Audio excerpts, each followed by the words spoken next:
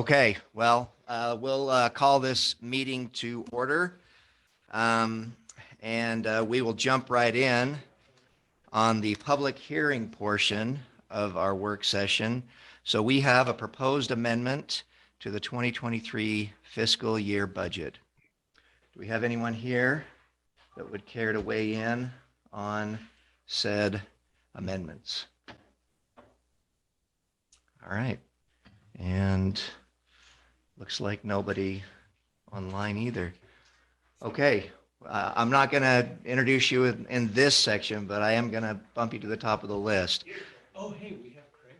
Yep, for a few minutes. You're going to introduce him? Yeah, I was going to make a big thing about Craig being here. And okay, well, with that, we'll close the public hearing portion and go into our work session. So before Cody, I'm guessing you're Cody, right?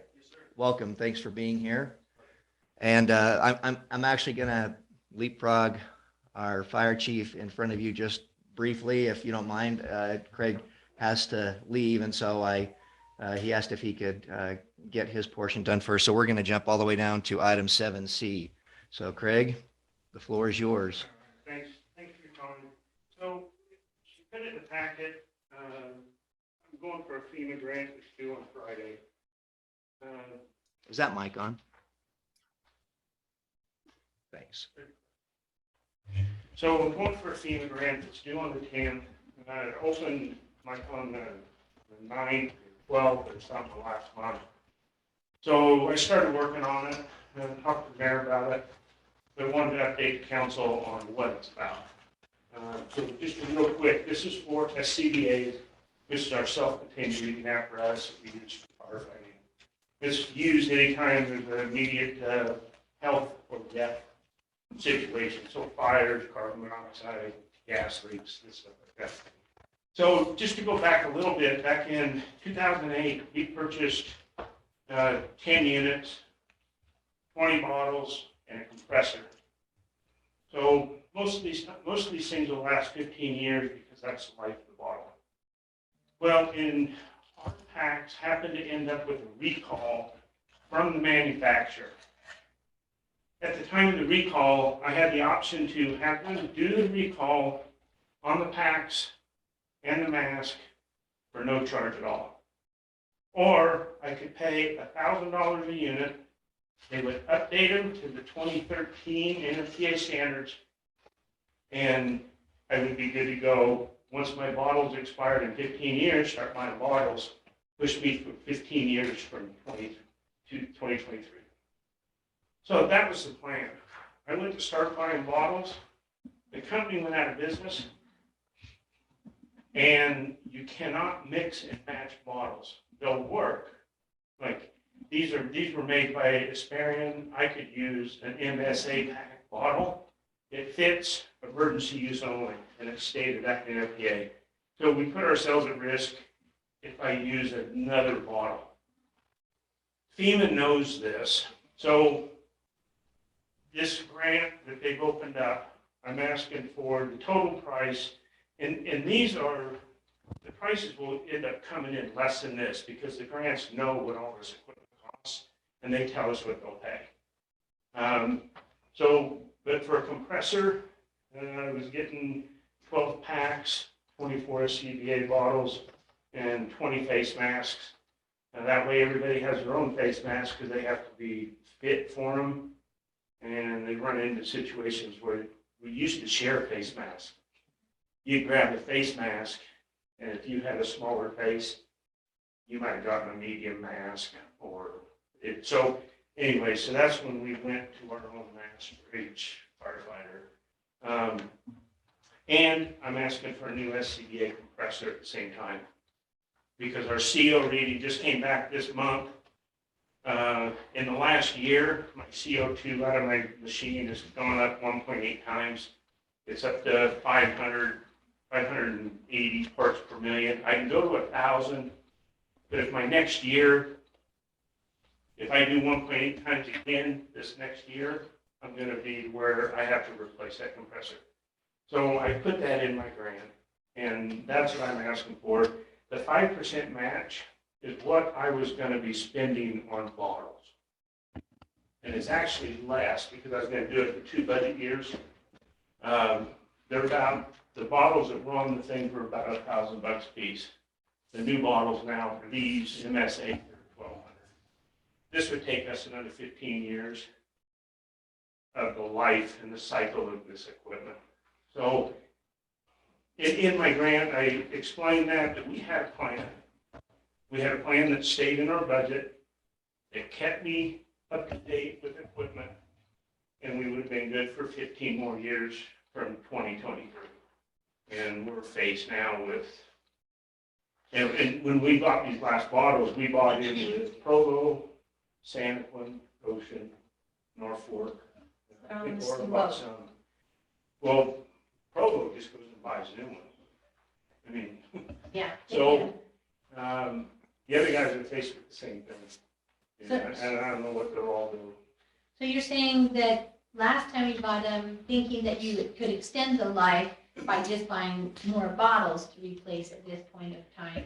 So with this, all of this new equipment, would that be the same in 15 years? You would just need to hopefully just buy bottles and not all the rest of it? Yeah, if you can stay up current, it depends on what the changes are. I mean, sometimes, a lot of these packs, like one of the packs, it ended up being a software issue because low air alarm, it changed the setting for when your pass device, which is your alarm system when it goes off, how low your air is. So, yeah, but that's the whole idea, is to keep the bottles 15 years.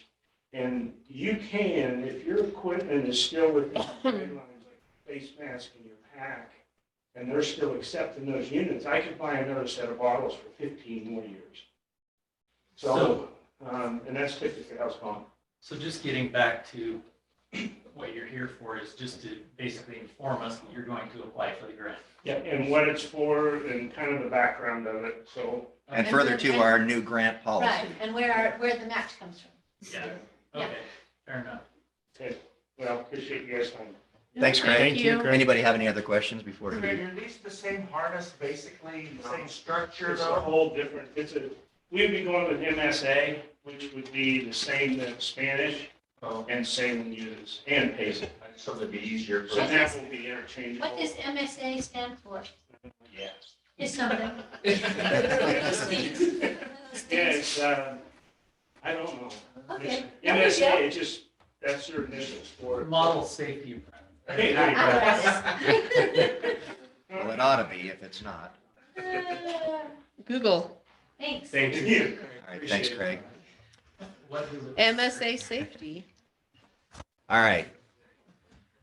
And with that, we will now jump back up to item 2. Cody Dieter from EFG Consulting, if you would come up and lay this impact fee study on us. So, can you share that, Jody, with on the screen?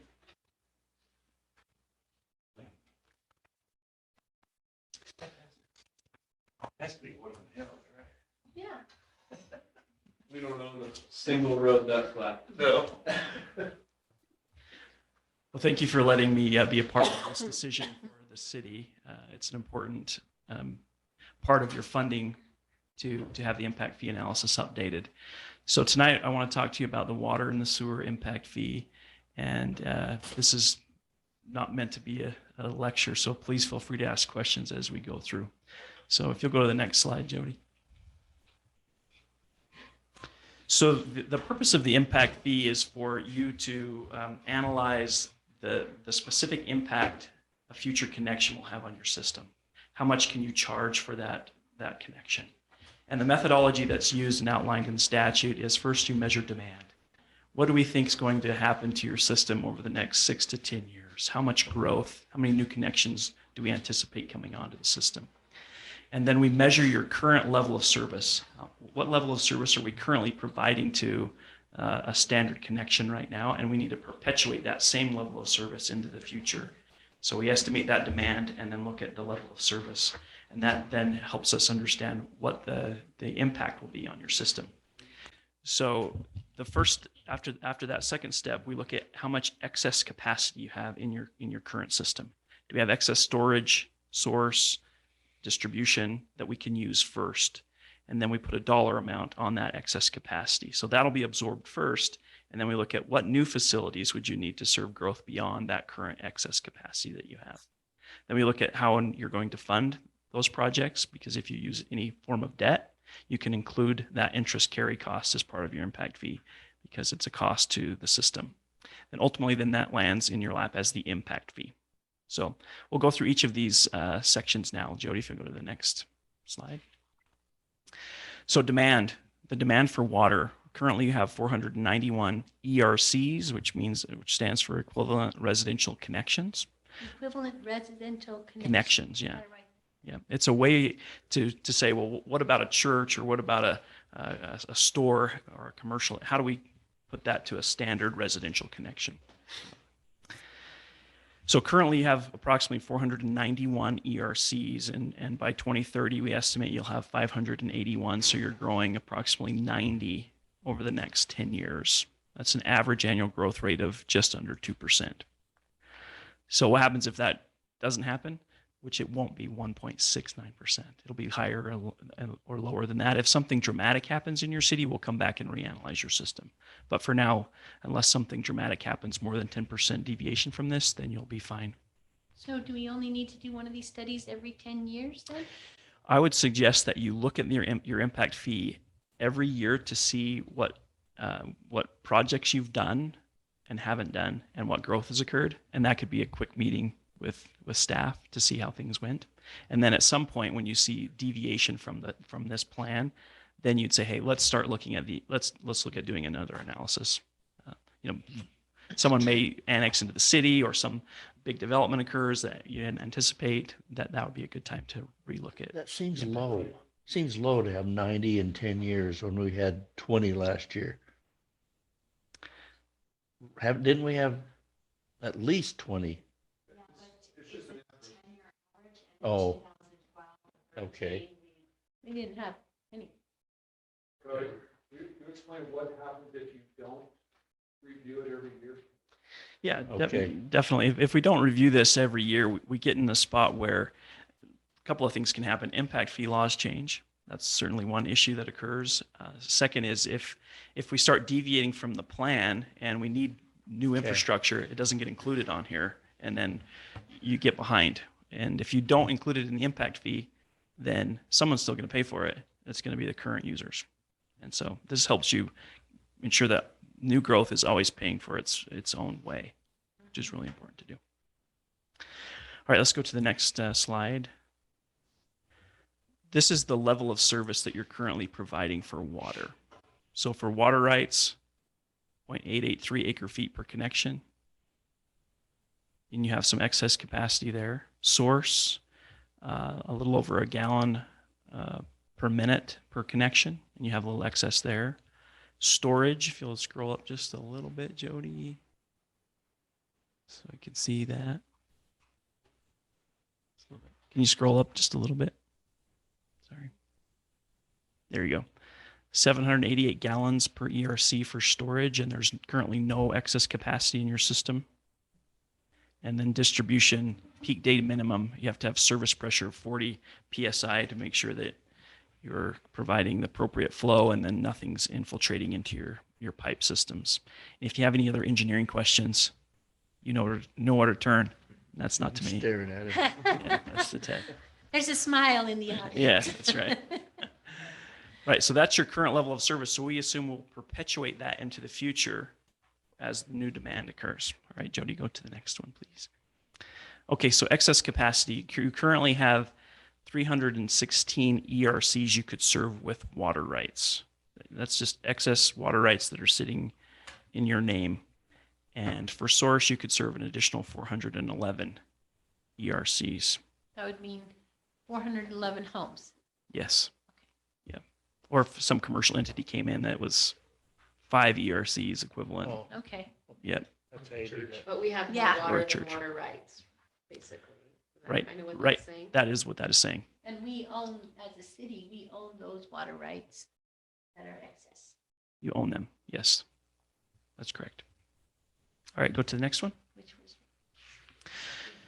So as we showed on the previous slide, you have excess capacity in source and water rights, but not in storage. So the plan is to build a 250,000 gallon tank, storage tank for just over $1 million, and that would add an additional 207 future ERCs. So that's the current plan. okay, so Over 10 years from now, is that what we're thinking?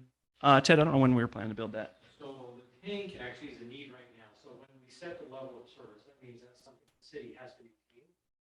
So by saying that we don't have enough storage, and as you recall, this ties back to the fact that we changed or updated our fire flow requirements. Oh, mhm. Remember when we changed those to 3,000 gallons a minute? Yep. And 3,000 gallons per 3 hours? Yeah, for 3 hours, anyway, for 3 hours. So that changed our storage requirements, and we set that new level of service, which immediately put us in a deficit on our storage. So essentially, this tank is needed now. Hmm. But it's being, did you you know, know? obviously, when you can budget for it, is when you build it.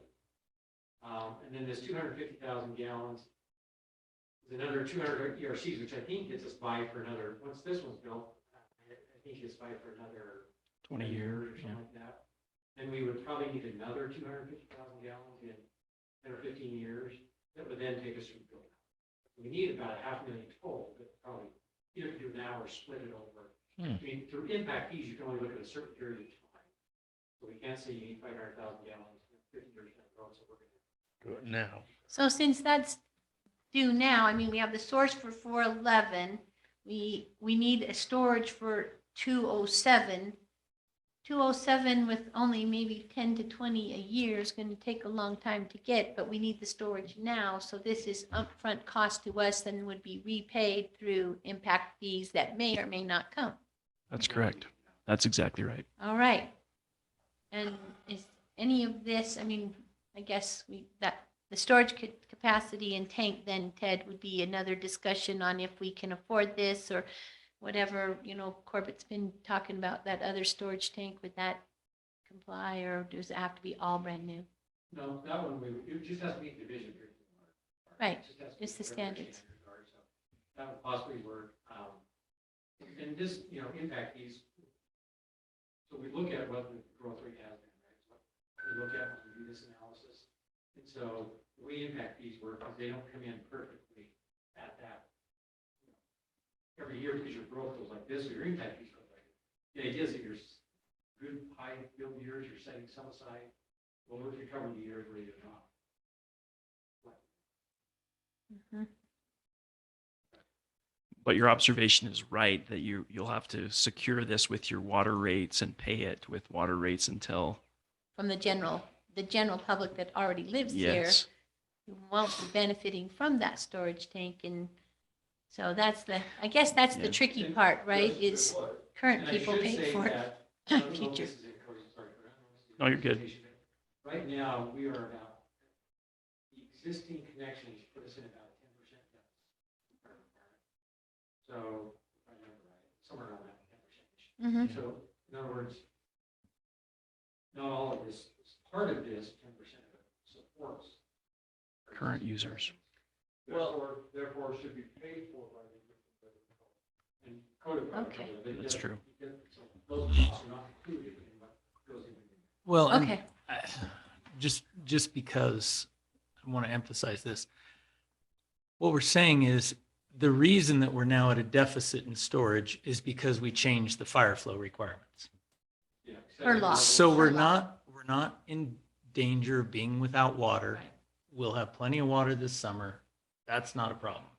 It's just we now need to bring our storage requirements up to what we have with our fire flow requirements.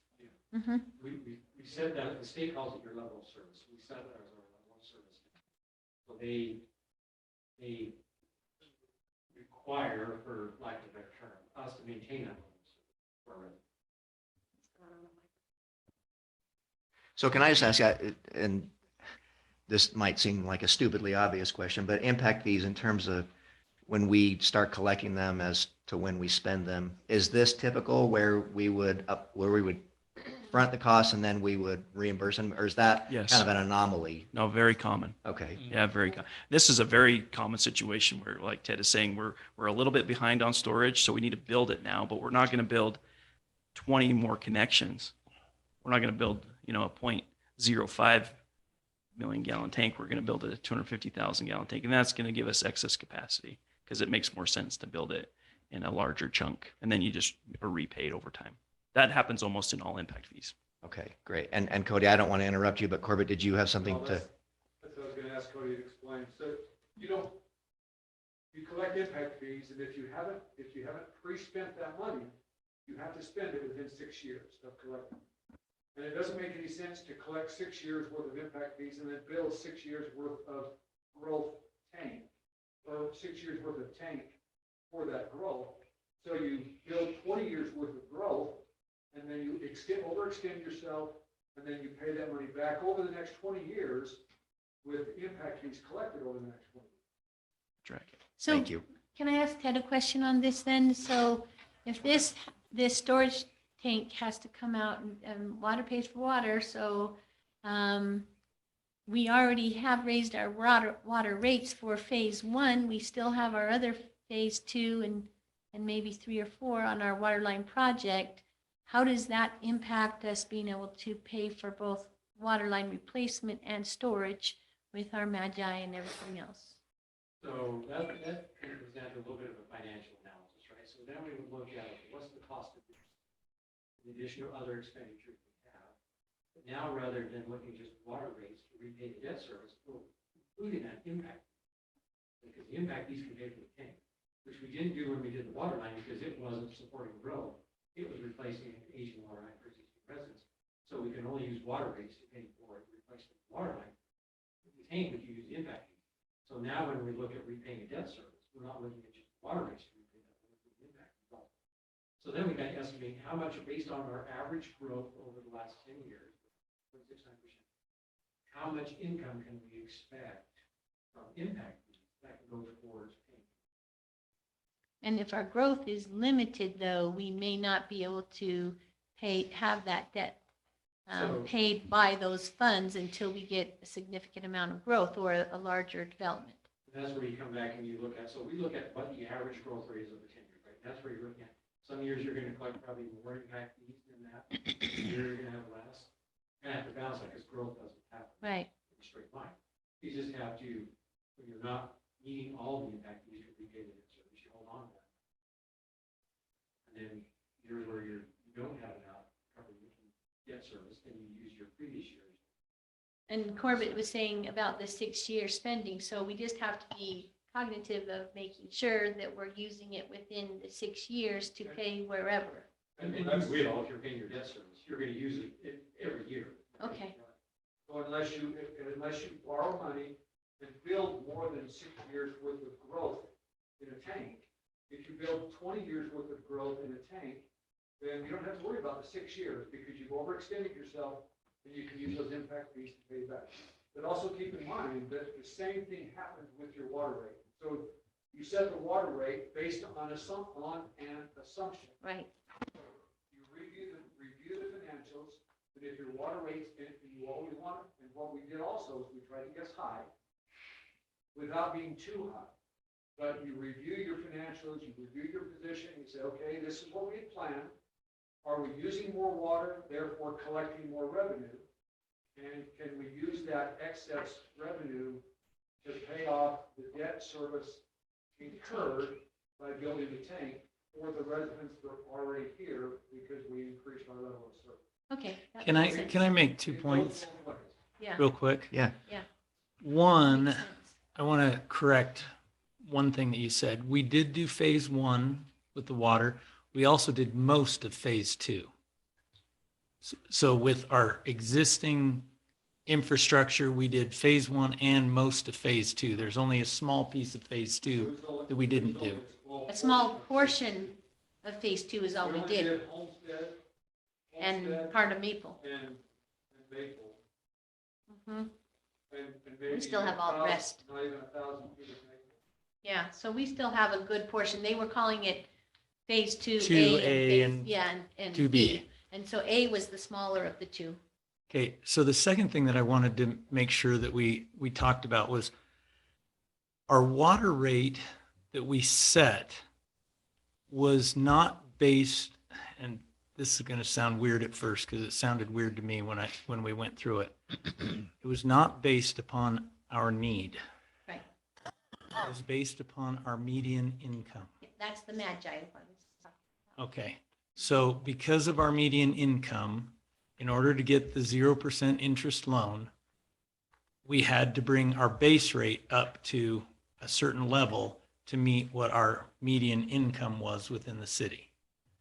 So not based on water usage, not based on water expenses, strictly based on median income. So that's why our water rate is so high. And Remember what that median income That's was? why we don't qualify for a lot of other grants. I've got it written. Well, and I also think that, I mean, I don't want to derail. So Cody's presentation is more about the impact fees, right? I mean, we're not talking just water curious. rates. Yeah, but they all kind of dovetail. So I'm Okay, not- so I didn't want No to, big because deal. if the impact fee analysis that we're doing or that we are considering doing, I mean, that's your presentation Yes, here tonight, that's right? right. Is whether It we is. want to, well, not, I think that it's something we are obliged to do, but Yes. you're just going to walk us through exactly how that process works, correct? That's And- correct. Well, I yes. guess the point that I wanted to make real quick Debt service.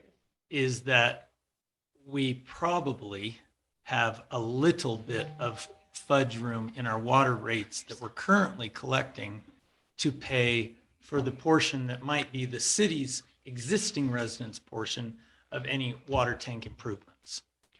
Maybe. It's my glucose. 73,200. Okay. I was Is what just our curious. median income was. The state, I think, 45. Yeah, somewhere in there. Yeah, average in the state, 45. You look at your water bill, your current water bill, and without annually wage, no matter what. And if it's more than 1.75% of your Magi, then you know, it would be 0% interest. Plus, you gotta bring your water bill up to that amount, where you start looking. Wow. So, and, I mean, Seems wrong. So can you quit making so much money? It's not me. You're throwing all of us off. It's not me. That just seems wrong. That just seems wrong. That just seems, you know what I mean, as a way to figure it. I don't disagree with that. It was weird when they said that, and I was like, really? That's how you calculate it? Because, I mean, again, I'm clearly not in that group. But at the same time, what they're basically saying is, what is your city's capacity to pay? Yeah, I get that. It just doesn't, it's not Your everybody, resident. right? Because there's no obligation for you to take that money. You can get debt at market rates, right? I mean, that's what they're basically telling you. Yeah. If you want to have cheap money, then you need to raise your rates. So, Yeah. anyway. Yeah. Okay, let's go to the next slide, Jody, if we can. All right, so here's the ultimate impact fee. So go a little bit up so we can read the top part. Okay, so here, the first portion is excess capacity. So for source and then the debt service on the well, this is the capacity you currently have. That source can serve 902 ERCs. But what's remaining, what's not being currently used, is 411. And so you see the value remaining that can be used in the impact fee is 564,000 for the well and the debt service on the well. And that per ERC is 1,373. Oh. That would That's be, if we were built out then. that is saying, no, that's what's left in the tank or left in the source. We could serve another 411. Yeah. But- That, so, yeah, so that yeah. cost though, that remaining value and the cost for each ERC then is based on using all 411 Yes. that are there. You got it. That's correct. Yes. And then for the tank, the additional 250,000 gallons, the cost would be a little over $1 million. You can serve 264 ERCs, but 57 of those are because you're behind on storage because you raised your level of service. So you could serve an additional 207. So the rate per ERC is $3,894. So put those together and you have an impact fee of $5,267. So every new construction per ERC would pay that amount. That's correct. Yes. And And then the table at the bottom shows if someone were to come to you and say, well, actually, I need a 2-inch connection, they would pay a significantly higher amount because they have the capacity to use a lot more water. They would use more than the equivalent of one connection. So we could have impact fees include a tank we haven't built yet, Yes, is what you're saying? yeah, that's correct. That's interesting. That's Okay. correct. And then what will happen is once you build the tank, instead of being a future facility, it'll roll back up and be an excess capacity portion.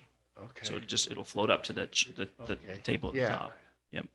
Now the impact fee, the portion at the top, Jody, if you'll just scroll up a little bit so we can see the If I'm reading this right, Corbett, this might be a question for you, but if the connection is 1.5 inches, the impact fee is 26 grand. That's correct.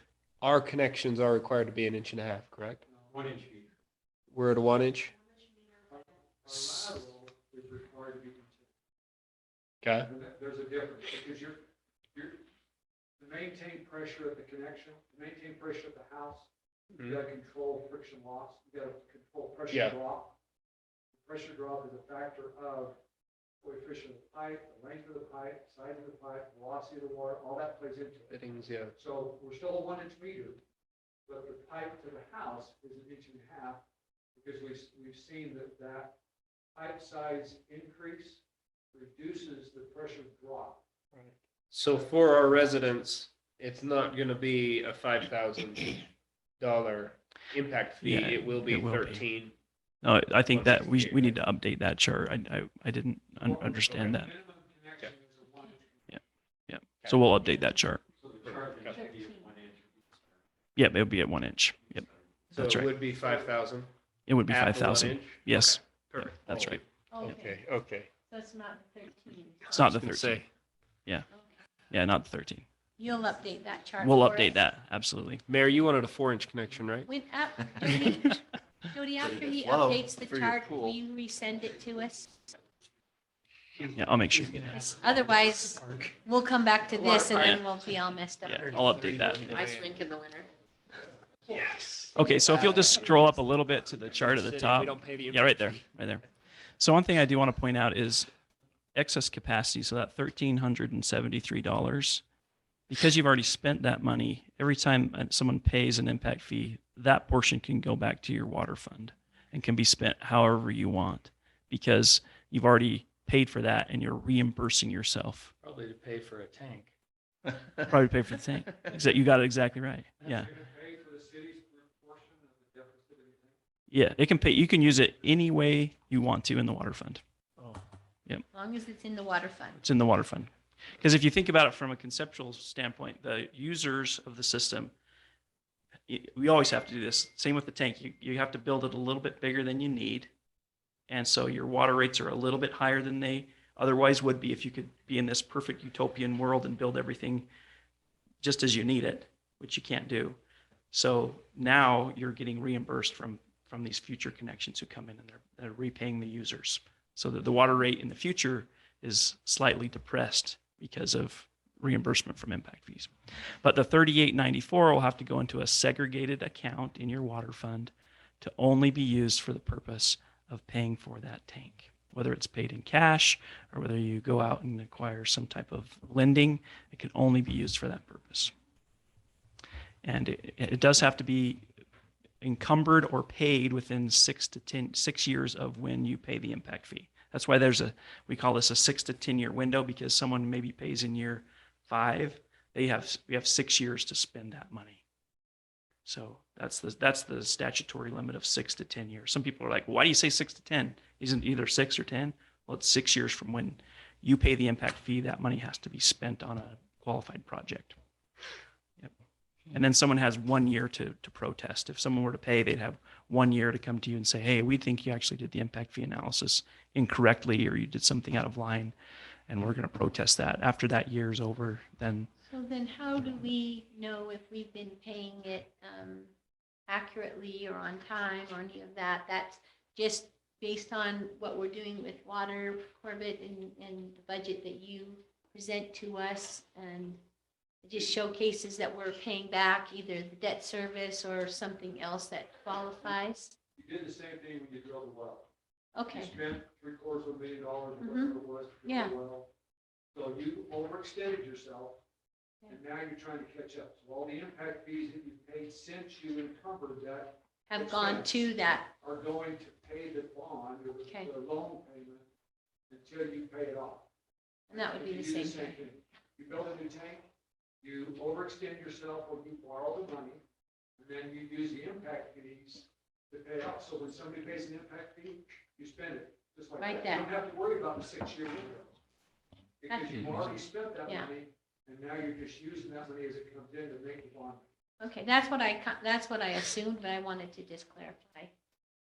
And you do file a report every year that how the impact fees come in and how they're spent. Who files we're doing that? fee? Yeah, I who don't know. files that? Is that, Your director of finance. Chris? Yes. Okay. Thanks. So Yeah, that's I thought- available to the public. You can pull it down from the state treasurer or state auditor's website. Yep. See what's happened. Okay, so we've been talking about water. We're going to shift for one moment and talk about sewer. So let's stop right there. So the original sewer impact fee was calculated based on a higher number of costs. I think it was based on 450,000, and it was an estimate.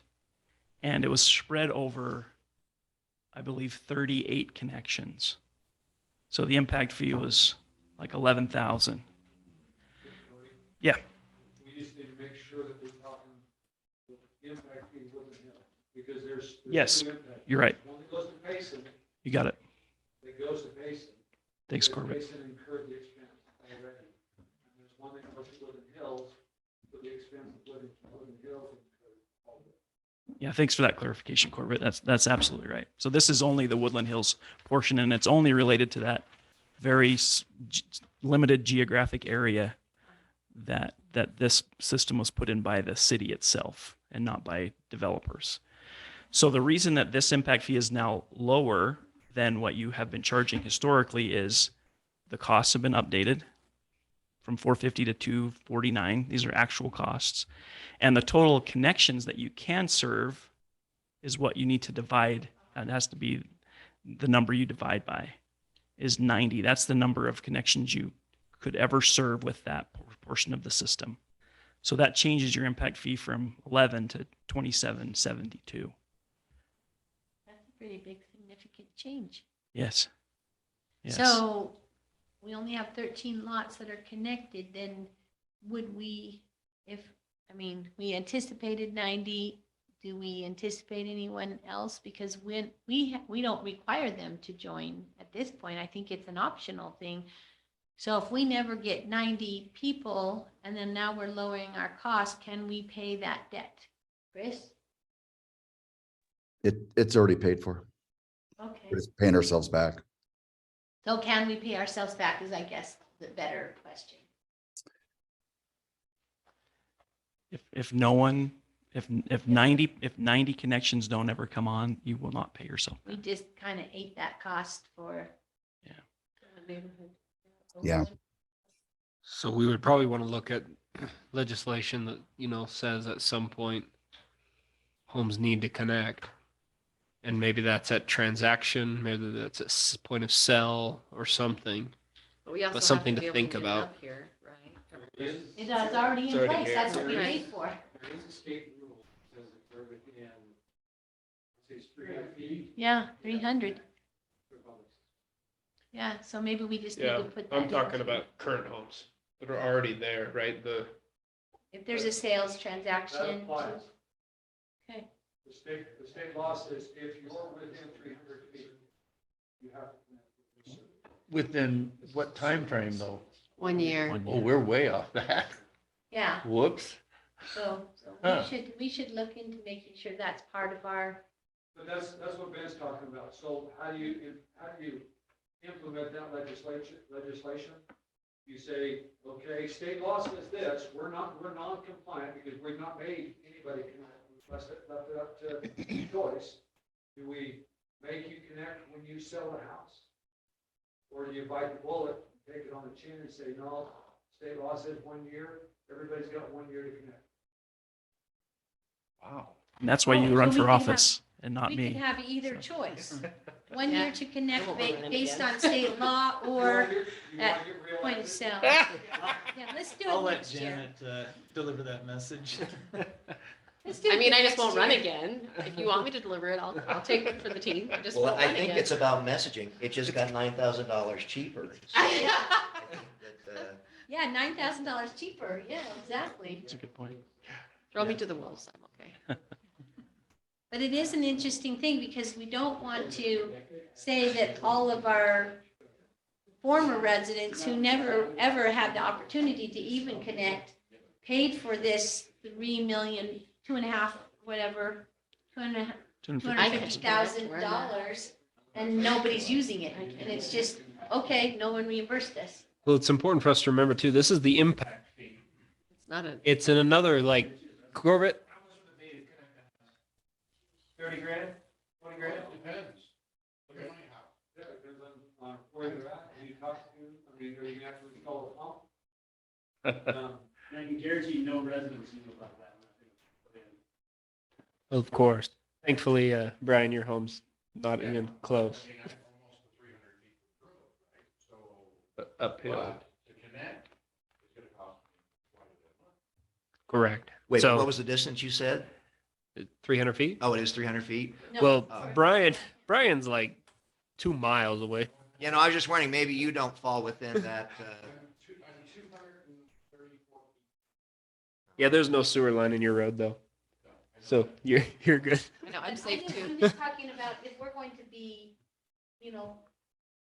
fiscally responsible for this and that we anticipated 90 homes, we did not require anyone, then we should really be looking at if the home comes for sale, correct? What, 145?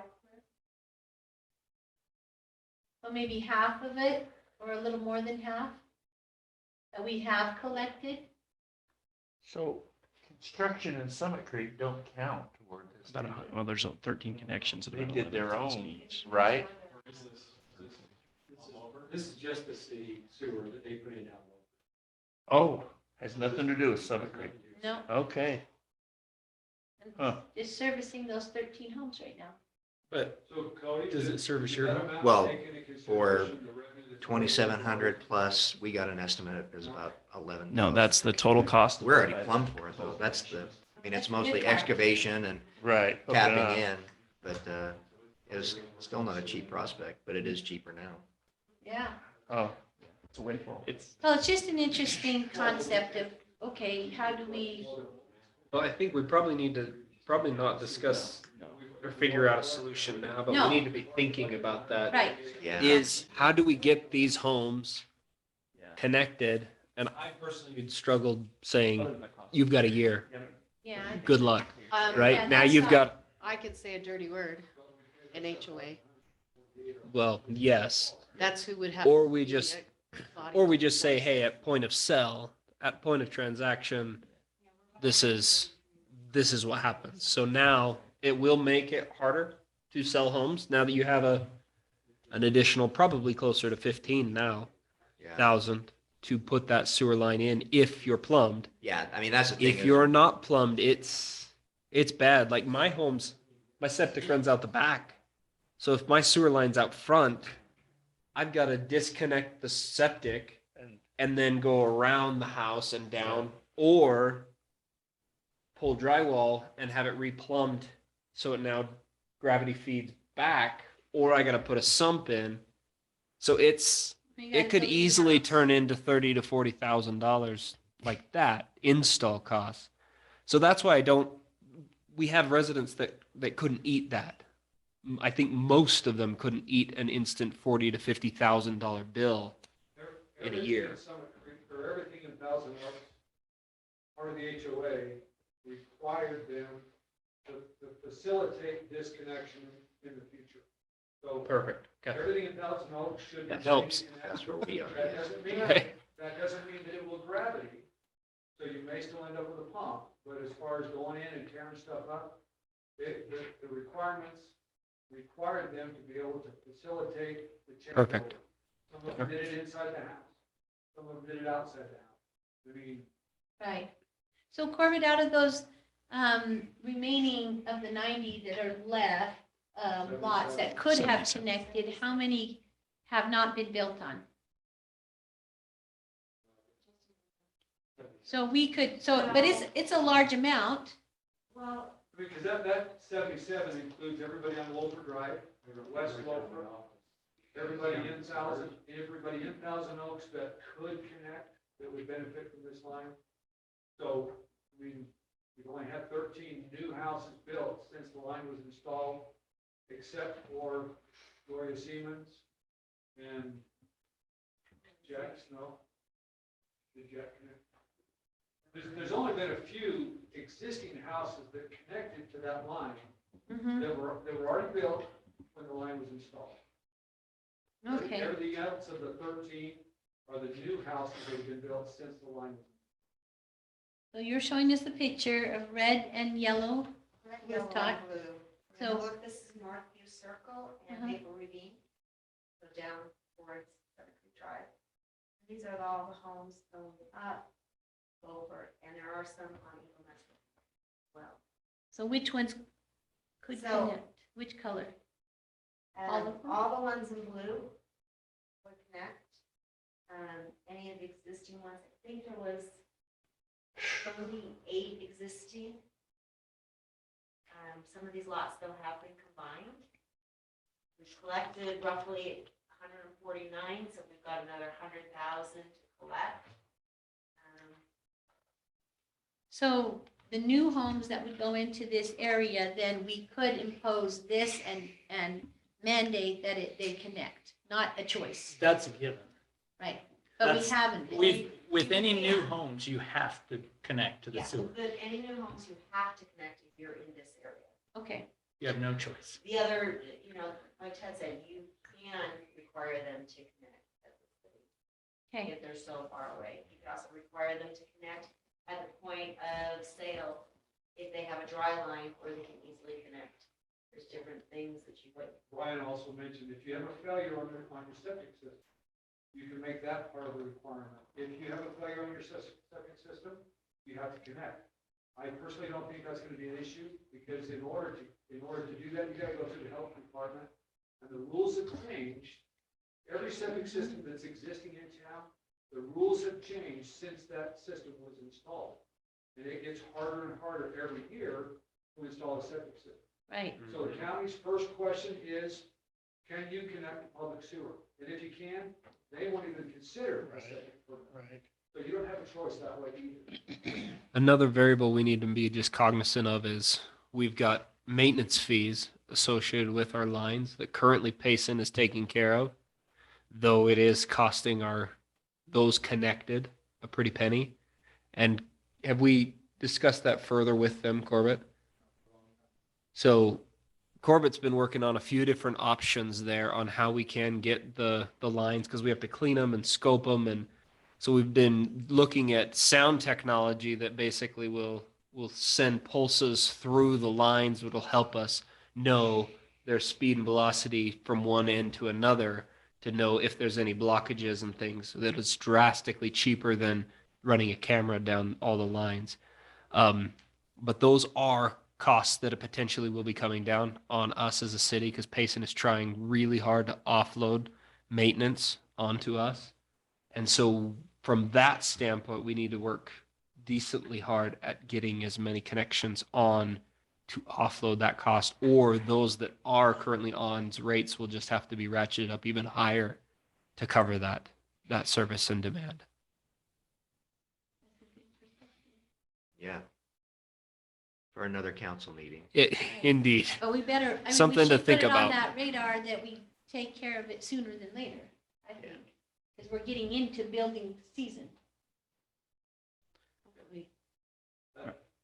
That's going to happen sooner rather than later too. Every time I take water samples over to the sewer plant in Payson for the courier to pick up, when those guys see me, every time without fail, they ask me, are you ready to take over your sewer system?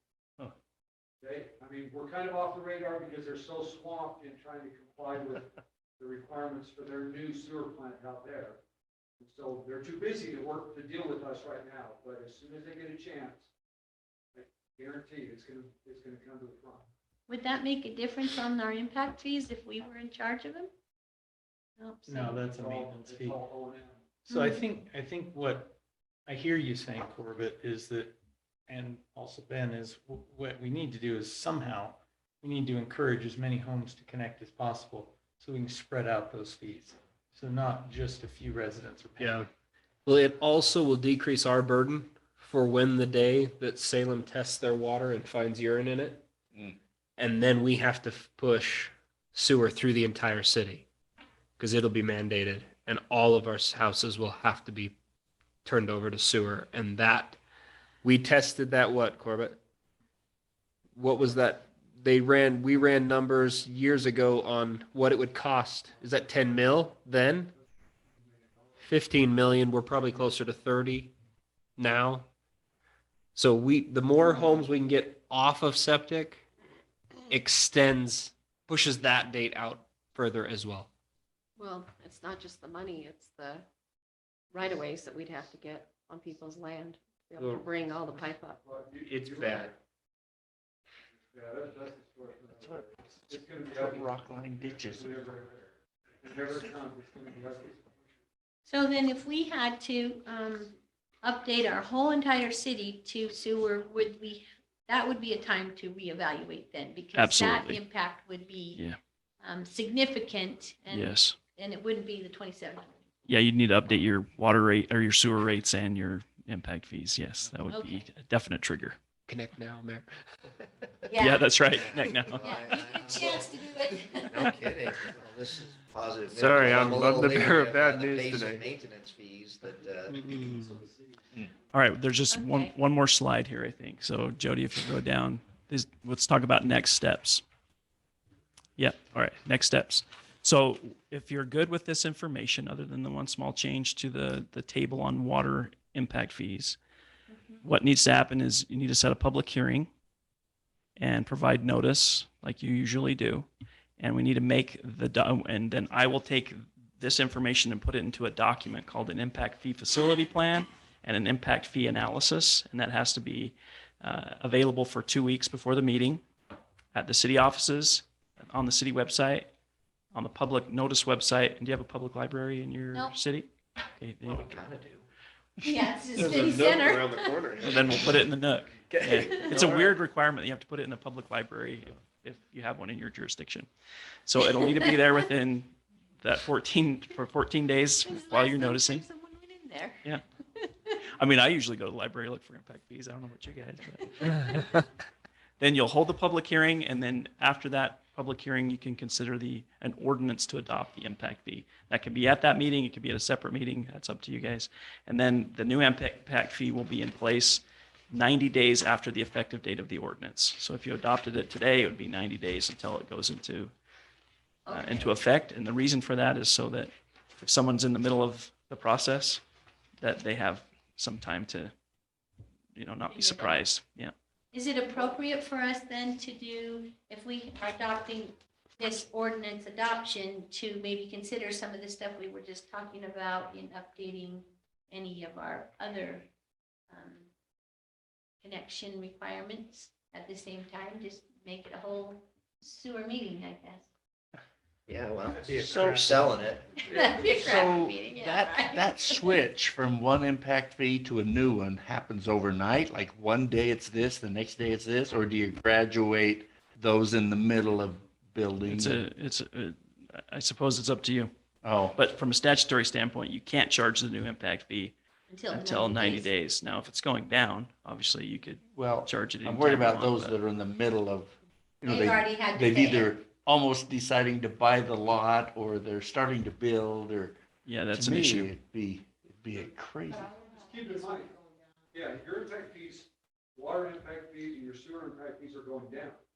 Because right now you have a $4,800 water impact fee and a $2,000 well Oh. impact fee. Oh, It's going to, combined at $6,800, and you're going to $5,200. You tell a contractor or a homeowner, hey, if you wait a month, we'll take you No to question. $2,000. What are they gonna do? they're gonna wait. Yeah, No, well, I want it today. right. But you can charge that lower amount today because, You can always charge a lower amount. You Unless just they can't want their charge house a higher. built soon. Okay, then- good question. Okay. Right? There will be some people. You can't legally charge the $2,700 or whatever it is until it's passed, but right now it's 11,000. So you're not just talking, you know, 1,800 bucks, you're talking $7,000-8,000. Yeah. Yeah, and one point of clarification is this analysis is the maximum amount that you can charge for an impact fee, Oh, but you can charge zero. oh, From the max to zero, that's your prerogative as a council. So you just can't charge But it has more to than pay off that. our debt, so Well, we have to charge yes, something. We're not you doing do. it for zero.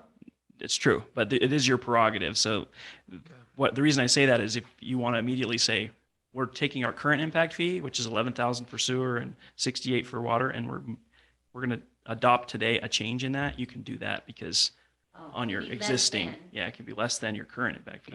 So it's only if it goes up do people care. No one's going to be mad at you for going. You have to justify whatever you, Yeah, that's right. Right. it's easier to justify a reduction, that's not a problem.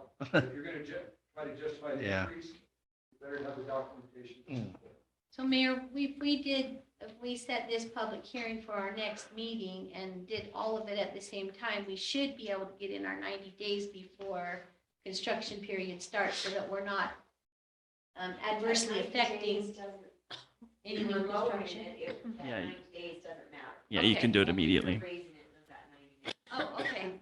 That's right. Okay. So yeah, just let me know when you want to have that meeting so I can be ready for it. I need at least 2 weeks ahead of that meeting so I can have the document finalized and so you can notice it. Okay, well, and when we're at that point in the agenda, we can talk about if the next one is a viable option or if we would need to push it into March, but. we don't just need to let me decide know. that now. Yeah, Okay, just- very good. Hey, thanks, Any other Cody. questions That- for me? Not me. Thanks for the PowerPoint. That was very helpful to go through it beforehand. The only thing I didn't know was the explanation of the ERC, but everything else was great. Thanks. Good. All right. Thanks, everyone. Thank you. Cody.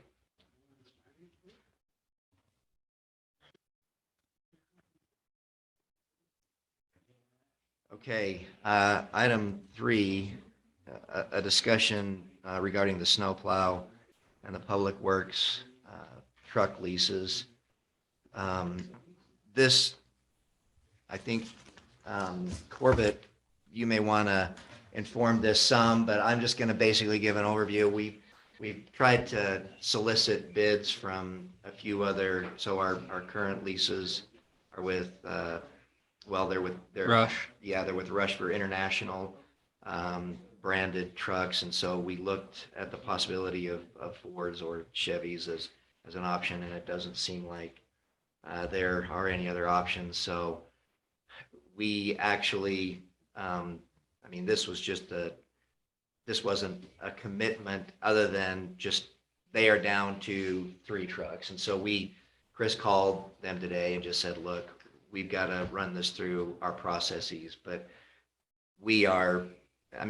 it's obviously a decision for the council to make, and we are going to try to, we're going to run it through finance committee before just to assess whether it's a decision that is in the best interest of the city, but we are going to move forward with that process, but I did want to just let you know as an update as far as there being other options. Oh, and actually David is here, so David, you may want to add to this, but in essence, it seems like we've got a singular option in terms of getting the new leases, but we could always hold on to the old trucks, but I think that is met with a lot of resistance.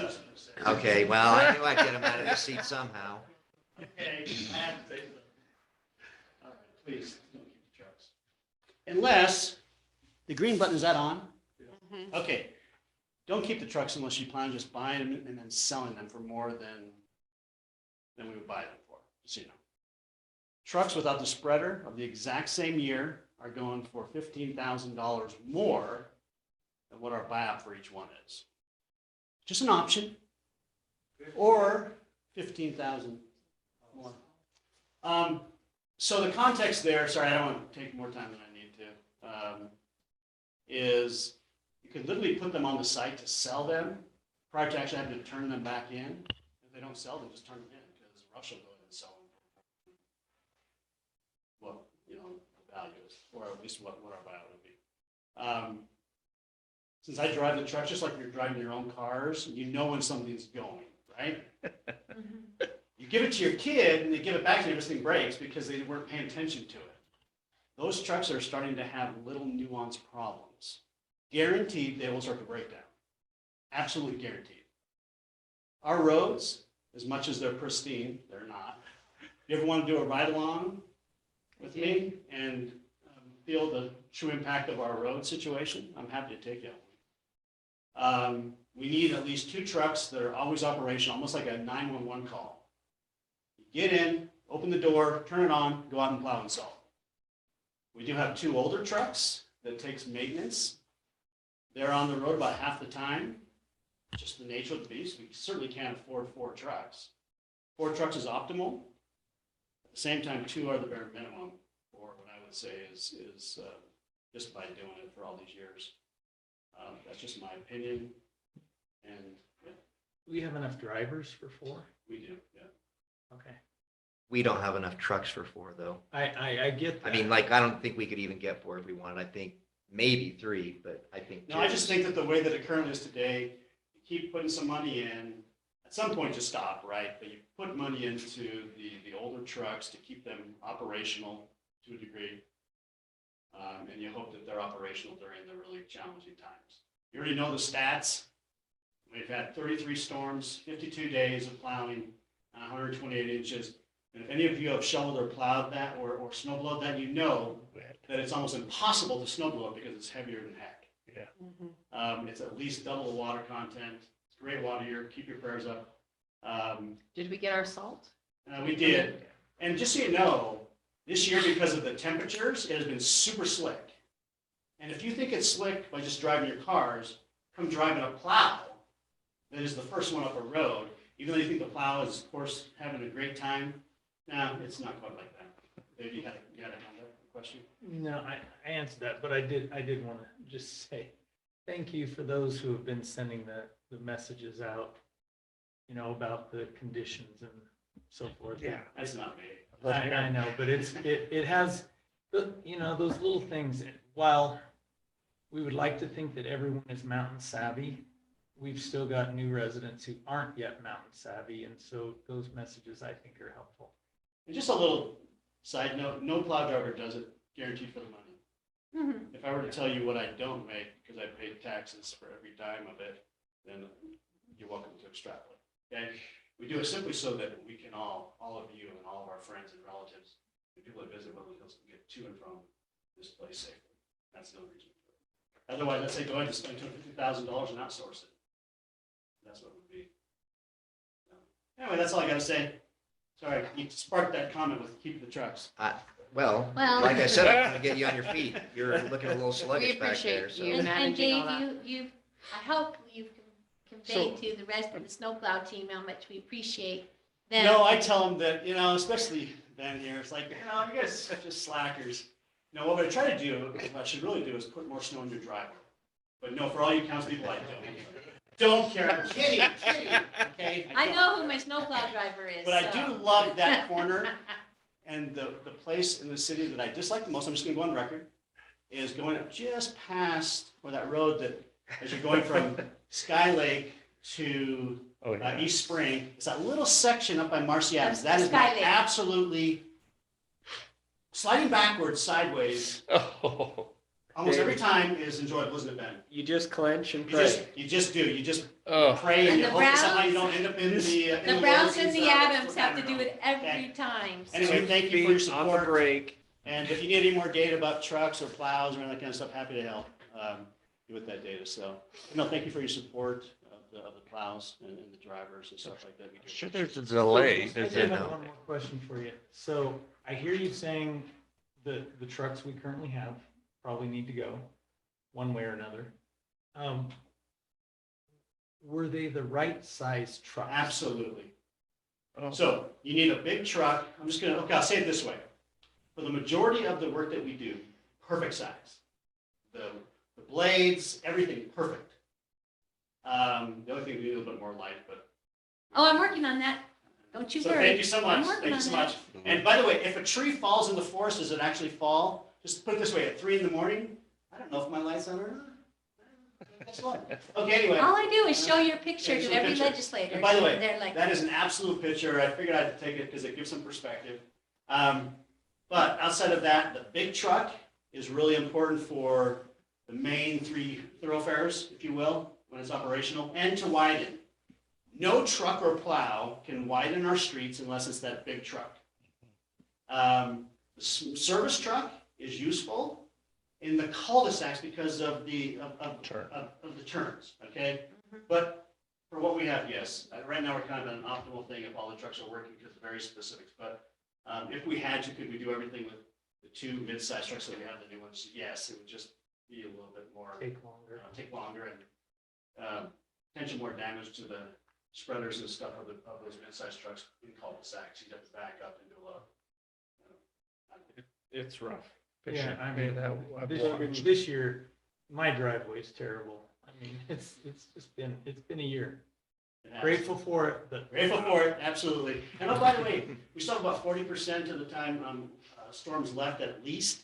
Actually, this is the time of the year when we actually get the most snow. Now, I don't know if that'll happen this year, but normal years, it is from this point in time through mid-April or mid-May, by the way. Last year was mid-May. You'll have your last plow event.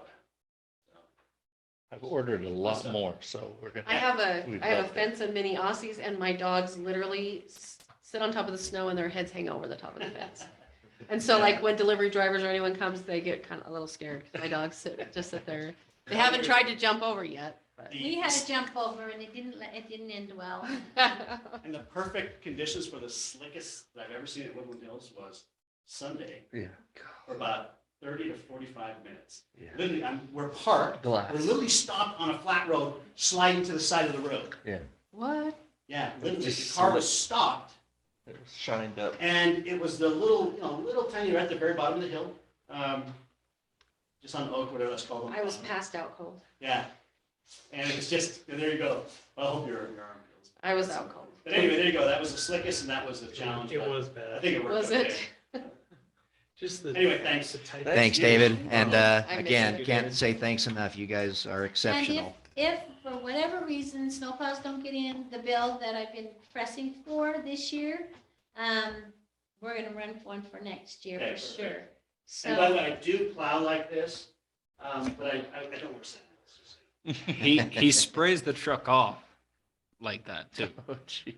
Yeah, no, I think I've seen you out in front in that very outfit. If I could get away wearing shorts everywhere, I'd do it, but I couldn't put a pair of pants on. occasionally, Thank you. Jody's Sunday grateful. shorts. All right. So with that update on the plows, I don't know if you have any questions, but that's, I would bet there's a long wait time. well, that's why we wanted to act today is because the thing is the way it processed out is we were thinking, okay, well, at least I was thinking the internationals, I'd heard they were moving like, hotcakes, as the saying goes. And so I was thinking that the Chevrolets and the Fords would be something that, well, there's not anywhere near that demand. And so when I found out that Chevrolet and Fords were not an option, and then Corbett has been keeping us surprised of, how quickly the internationals are moving. So when we found out actually just this morning that, okay, they've got 2 and they'll hold them for us, we have to make a good faith commitment, not earnest money or anything like that. But they said, look, if you think you're 90% sure that you'll be able to commit to leasing these, we'll hold on to them for you. So I would- they said they would do that, and you would what? Oh, I would like the finance committee to evaluate, what David's saying about us paying for the trucks or the buyout and then selling them. Yeah. No, I actually agree. I think that's a great solution. And we were talking about that this morning too. And it sounds like there's a way that it can be done without us actually having to Well, buy he was them saying out. you could put them up for sale, Yeah. and if they don't sell, you just turn them in. Oh, that'd Yeah. be So it's better. basically a But if, risk-free option. but if they I do love sell, that. you pay them off, Yeah. right? Is that what I understood? And make it sort of a Perfect. conditional sale, like you buy this and then if they agree to it, then at that point we would buy them out and then we would sell it with Yeah, whatever I mean, gravy was on top. I think that's a great Great Yeah, that's idea. a great. Well, I believe it was Jody's idea, so give her a round of applause. She's a smart one here. Yeah. One of the 50,000 great ideas this week that came from Jody. Yep. All right. So for our actionable item on that, then we've discussed it here and then we're just going to, I mean, because there's nothing on our business side. No, and- So that's what I wanted to ask. I'm glad you raised that because we could and may want to even convene a special brief session just to, if we'll get it through finance, we're expediting as quickly as we can Okay. on that. And then if we need to convene a special council meeting, then we'll do that. And I think we've had enough discussion already on it, and I'm, maybe because I've sat in finance and we've talked about it too, but I think we've had enough discussion, we already know. Yeah, I that we didn't need figure it. that there would be any, I mean, there just doesn't seem to be another option. I mean, this city cannot function without plows, so. Yeah. Even in the So, down years. we I need guess those it's, plows. Yeah. it's just, are we tasking them with getting the bids for us, or are we tasking them to review bids that? It's we've review. gotten? Yeah, no, there's So we have there is lots of- basically one bid, right, Corbett? That's There's all one we option. get? One bid for the truck, but there's options for the. Yeah, it's for some of the accessories. Okay, Yeah, so that's, I think if we could just get those numbers and approve it, you know what I mean, just put the stamp on it. yeah, It sounds like we don't really have a choice. yeah, okay, and so, but at least we've got the trucks secured, so we'll make sure that, we, Just realize that the truck is cabin chassis. That's it. The bed, the spreader, the plow, that's all Accessory. accessory to the truck.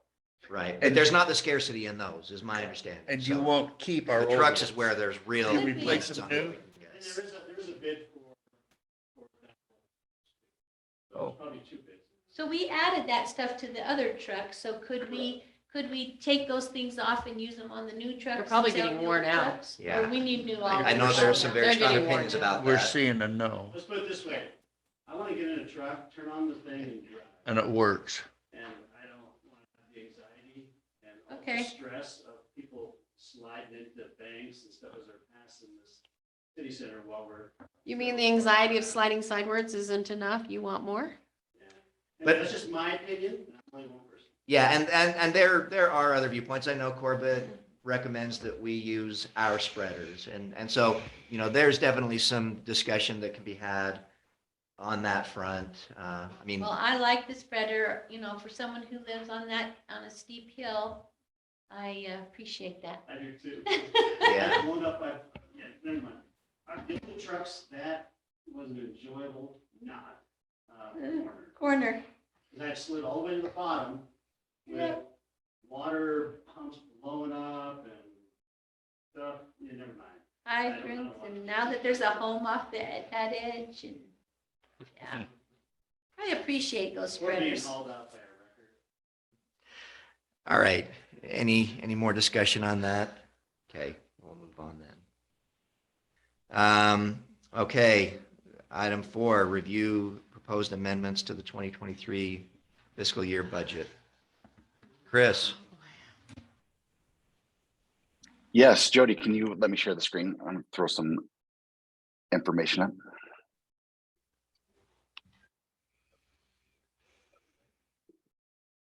Thanks, y'all. I mean, thanks. Yeah, thanks. Thanks. Thank you. No, thank you.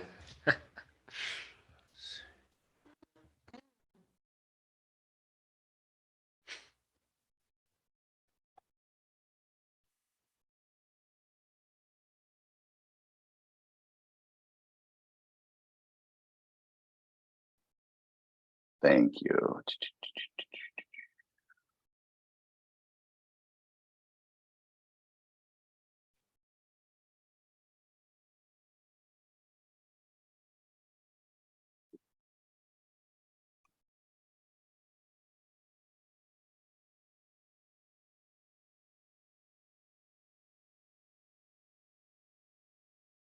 Sorry, it's taking me just a second here.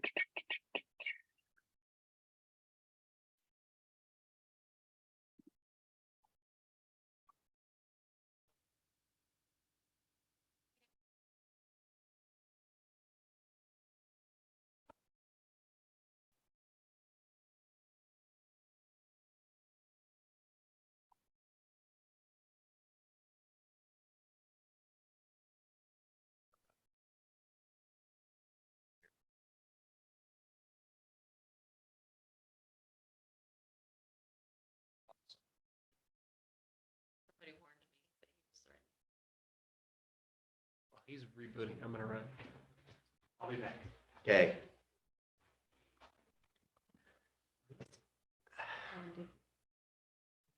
We're gonna go into a closed session, so.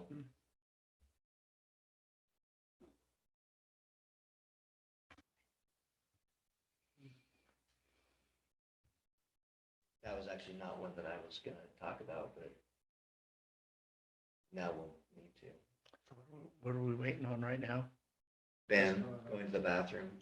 And Chris getting back on. Yeah, no, I'm just joking. Okay. Chris had to go off and back on. I have some friends I want to go greet. Oh. Are you here for Tell us who they school? are. Which class? Hey, y'all need to know. I don't know. Class? I don't know this young lady, but she swims like a fish. She's just a professional swimmer. That's our future Olympian right there. Nice. Are you on the school swim team then? Her dad spoke so highly of her, I thought she'd have a pointed head, you know, 'cause she swims like. What's your best event? All right, The hard one, huh?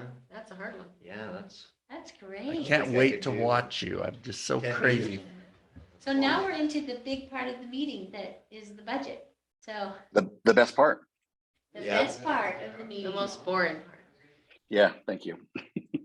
Well, Chris, Sorry, my Ben laptop- stepped out momentarily, so can you, we'll keep talking about swimming if you'll just. Yeah. And then that's the end of the budget. So if you guys have any questions, just let me know. Yay, approved. That went easy, Chris. Good job. How do you guys want to do this? Do you want to kind of go through? It was great that Shay went through and highlighted some of those things. There's been Yeah. a few changes subsequent to that. We can go over those, or if there's specific questions you have on line items, or do we just want to kind of go through this? We can just kind of, yeah, start at the top where the changes are and just kind of go through them. Ben's back, so you can just go ahead. Okay, so let's just look.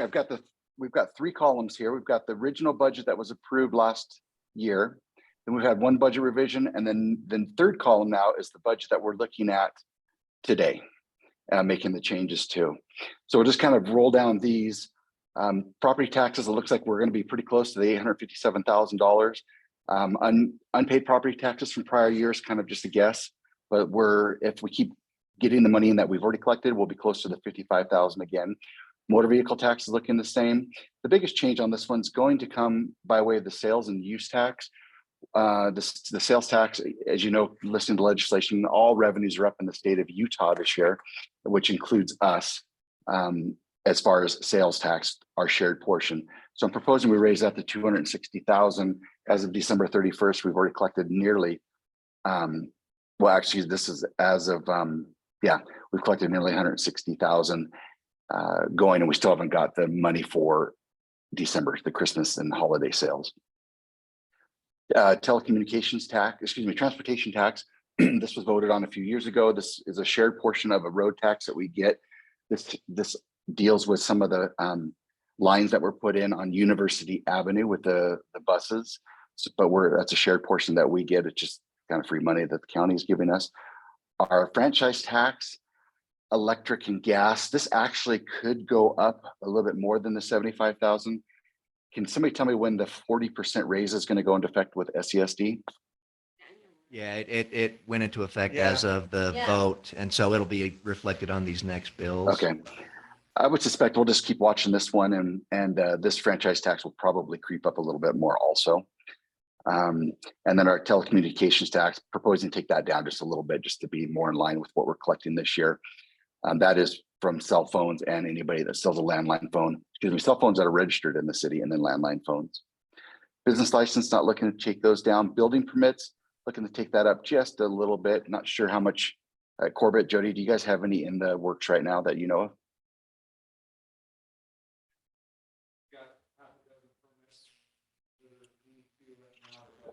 Can you hear him okay? I can't hear them.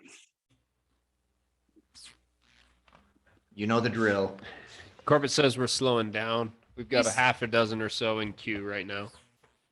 Okay, so this actually could go up quite a bit, but to be conservative, if we can leave it at 120, if you want to take it up to 140. So every $4,000 to $6,000 is a home, roughly on the portion that's calculated here. So that still gives us 4 or 5 homes. We have had some appeals this year, so going to add a budget item, $1,000. We've had 2 so far. Increasing the fire department grants, they've already received just for the grant portion, 25,000. So changing that from 15,000 that was voted on before to 25,000. Class C road allocations, this is the gas tax, and leave that at 100 grand. But with the gas prices staying high as they are, that could change it positive for the city. Not changing anything on the liquor allotment or the park grants. The liquor allotment, once again, is given to us by Utah County. Not liquor, sorry, the park grants is given to us by Utah County. The simple form that typically Jody fills out every year. She gets us $1,000 and we get to use it on the park how we want to. Not making any changes to any additional fees for zoning or the sewer or the stormwater waste. Fire department services, upping that just a little bit because of some of the other collections and services that the fire department did, about $14,000 so far this year. One of the biggest changes is this. Can you just tell us what that means when it says fire department services? Yeah, that could be for fires that we did helped in Spanish Fork area that could have been state land. Oh, okay. Yeah, oh, I'm sorry, income, yes. The Yeah, field that's- reduction. This is the one that the boys, whatever you want to call them, went out and fought fires in behalf of Woodland Hills. We originally thought it was going to be about 203,000. It's coming in just barely shy of 200 grand. So that is phenomenal for a city of our size. First time too. Yep. And we'll talk That's about even- we'll talk about the expenses associated with that in a second. Taking garbage up just a little bit. We've had an increase in residents, so we're going to have an increase in revenues and expenses. Fiber revenue. The fiber, we have got such a great take rate on our fiber and within the city. A lot of this revenue is just being passed right back to Utopia. We're collecting the hookup for Utopia and we keep a little bit of that. But we did have quite a bit of building in the past year and that's just paying them back. And miscellaneous service, not talking about the rental. We're taking the rentals up just a little bit for City Center. Interest. The way that the money is invested for the city of Woodland Hills. Jody, On that fiber revenue, we're at like 360 already, homes connected, and if we've only got 491, are we going to be able to get that additional amount in revenue? Yeah, so these are more ones that we've already connected this year and people that are coming on. So we're already at 29,000. This is an in and out. So I'm not seeing this as a big concern because we collect it and then it goes back out. But you're right, we may not get that full amount. Interest, am I okay to go? Is that okay? yeah. Okay. Interest earnings. We currently pool our money with the state treasurer's office. And our little $2 or $3 million that we have gets invested the same way that maybe such as Salt Lake City or some of the bigger counties invest with the state treasurer's office. We originally thought we were going to be at $10,000 this year, but as interest rates raise, so does our interest rate on the monies that we have invested there. So originally we thought we were going to be about $10,000. It's jumped. It's going to be at least $71,000 this year. So that's a nice addition to the revenues. Interest for the fiber, this is dropping as we're coming to the close of the loans that we provided for residents when they originally signed up.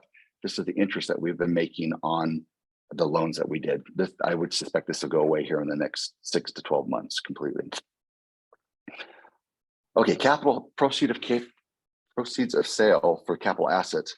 I cannot find in my notes, and maybe Corbett or Jody can help me out. I have $67,000 in here, but do not have any notes as to why we were going to sell some asset that big. That's what I was trying to figure out. Well, we are talking about a giant garage sale in the lower levels, I so. think we were going to sell trees. How about box elder bugs? Yeah, Box elder bugs, yeah, there's. Oh, I like it. There's gotta be a use for gardens for that. So I'll remove that out. Now I'm also going to proposing From what to I, remove. from what I remember, we were talking about at least the tar pot and the backhoe attachment for the Kubota, but that's all I remember. Okay, And and that old fire truck pickup. so we ought to put a dollar amount in here then. The tar pot, maybe what, $6,000? That's safe, yeah. Okay, and then the old fire truck, it can be, if you look it up, it's got some classic nature to it, believe it or not. So maybe we should throw, and then the attachment, what do you think that's gonna get? It might be 3,000 or 4,000. So we say 15,000 here? I didn't know it was ours to sell. I mean, that's just a guess on my We part. were I don't given know. it from North Fork Fire. Yeah. Oh, okay, he- okay. He seemed Wow. comfortable with it, but Okay. Kind of sad. So maybe we'll put 15,000 You should buy in the, I Down think, front. I think it's I'd rather have $3,000. Tar pot and backhoe attachment. Yeah. Yeah, I might want to hold on the tar pot. I know we've got one resident who has potentially volunteered to run the crew to tar the roads. So he would love to maybe not get rid of it to potentially save money and to make sure it gets done. I think it takes four people to run it. We talked about the air compressor also, Yeah. now that I think about it. Just something to think about. Yeah, We'll talk about we've it. talked about that quite a bit, and I'm not sure I agree with you on that one. I think that it's, yeah, no, and I appreciate you even making the inquiry, but it does sound like there's some significant transactional cost to keeping that in-house, so, but we can talk. about it. Let's talk. We'll just put it in All there for a placeholder. Carrie, this ARPA funds that came in, originally thought we were gonna have to receive them in the general account. We did not have to, so we received it directly into the water fund. So we're gonna remove that out and it shows up in the water account. Yeah. Reducing miscellaneous revenue, we're just not having as much this year. And Woodland Hills Day came in just right about $4,100 in revenues collected. Okay, I'm gonna leave the appropriation of fund balance zero for now until we come back and go through the expenses and see if there's any changes that you guys want to look at there. Not proposing any changes to the general government, to the council wages or council travel or mayor expenses, anything like that. Do you guys plan on coming down for the April conference? I am. I was going to ask about that because registration opened today, so I thought we should say if we are Is or that what we not, went so to that- last year? I'm Did not Yeah, St. I thought that was George. really That was valuable. valuable. So, Yeah. so that our staff can sign us up for it because hotels will go very quickly. It's better to do it now so that we can have it closer and also get our registration in. Do you know the date of it? Yes. I mean, I'm not, maybe I'm out of line here, but Besides just the education, I It- thought we it really was- benefited it from the was- team building. part it of was great. Right. The It networking. is. Learned a lot It from the other is cities. April 19th, 20th, 21st. Wednesday, Thursday, Friday. Oh, that's better. What is it? April 19th, 21st. So I would suggest that we do that again and get and have Jody and Lori secure our registration in our hotels. Well, at a minimum, the hotels, I think, right? I mean, the They go, registration. they go yeah, fast. Maybe, Well, there's a early bird special, so you want to make sure that Right. we know we save money by. yeah, no, I registering agree. early. But that doesn't seem quite as urgent as the accommodations might be. Yeah. Yeah, do you want me to go make those rooms? I know it's a couple exits away, but it's only about a 5-minute drive. They were nice. Yeah, I need mine. Yeah, they were nice. I They were need great, mine Chris. Closer because I do too many meetings. to yeah. drive I mean, back if we and do it forth. like we did last year where you were on site. But I guess what we need to do is everyone should just tell Chris if you would like to attend and can make that. And then, Tell Chris or Jody. well, Chris was the one Well, that can make the hotel reservation. Yeah. Yeah, if you'll let me know, I can go do it and I'll just let Jody know, or send email to Jody and I. You should. It's very, Oh, I've been to it before. He has oh to no, just take Dave, his Last work- not like last Not with year. us, not with us. We We're had the a good party time. crowd. There was stories. Oh, man. There was things to learn, Yeah, we haven't repeated those. especially about the mayor. Yeah, And yeah. I thought it was Doral No, on his no. prison tattoo. We're gonna newspaper article this year. How's that? Doral? I said, next time, have him tell you how he got his name. Oh, yeah, well, All right. We we'll will. put it in the minutes next week, next meeting. All right. But anyway, back on track, Chris. Okay. How about Doral's sordid history? Oh, I can tell you a lot too, so we can talk. Let's go on. He's All right, Doral's starting to sweat now. Let's talk about salaries a little bit. So this administrative section, it appears potentially that things are, overtime is starting to be reduced greatly. Our employees are not having to work so hard because of some of the legal issues that have gone on. However, we have accrued a lot of overtime. We've worked them to death basically. So proposing that we take that up to 179,000, and all the FICA and retirement and everything else falls in line with those costs. Also buying out some potential vacation time for some employees that were not able to take it last year due to the lawsuit. Good news potentially is this line where we are at $135,000 through December. The bills that we've been working with the attorneys should be greatly reduced through January. I don't think we met with the attorneys very much, Mayor. Just our staff meetings Yeah. and not even And all then- of those.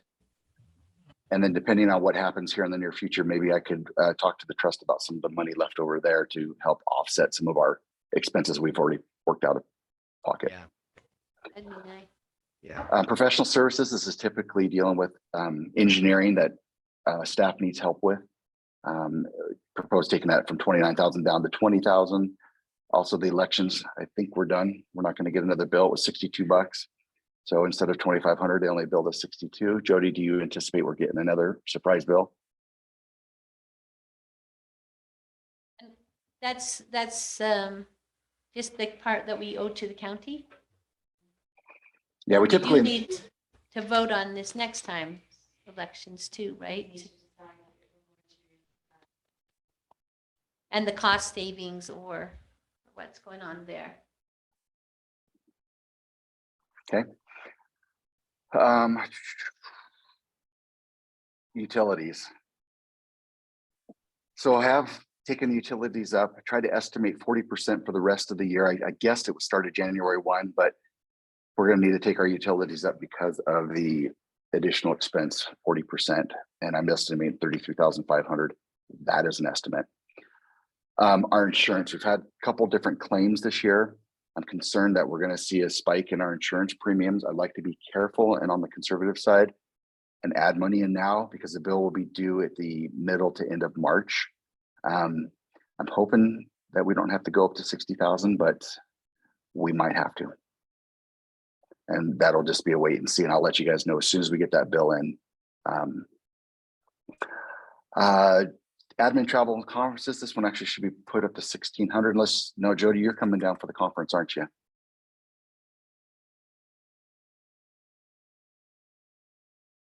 In April, sorry, I can't hear if you're talking. She said yes. Okay, so we probably ought to take this. Do you have any other conferences or travel this year between now and June?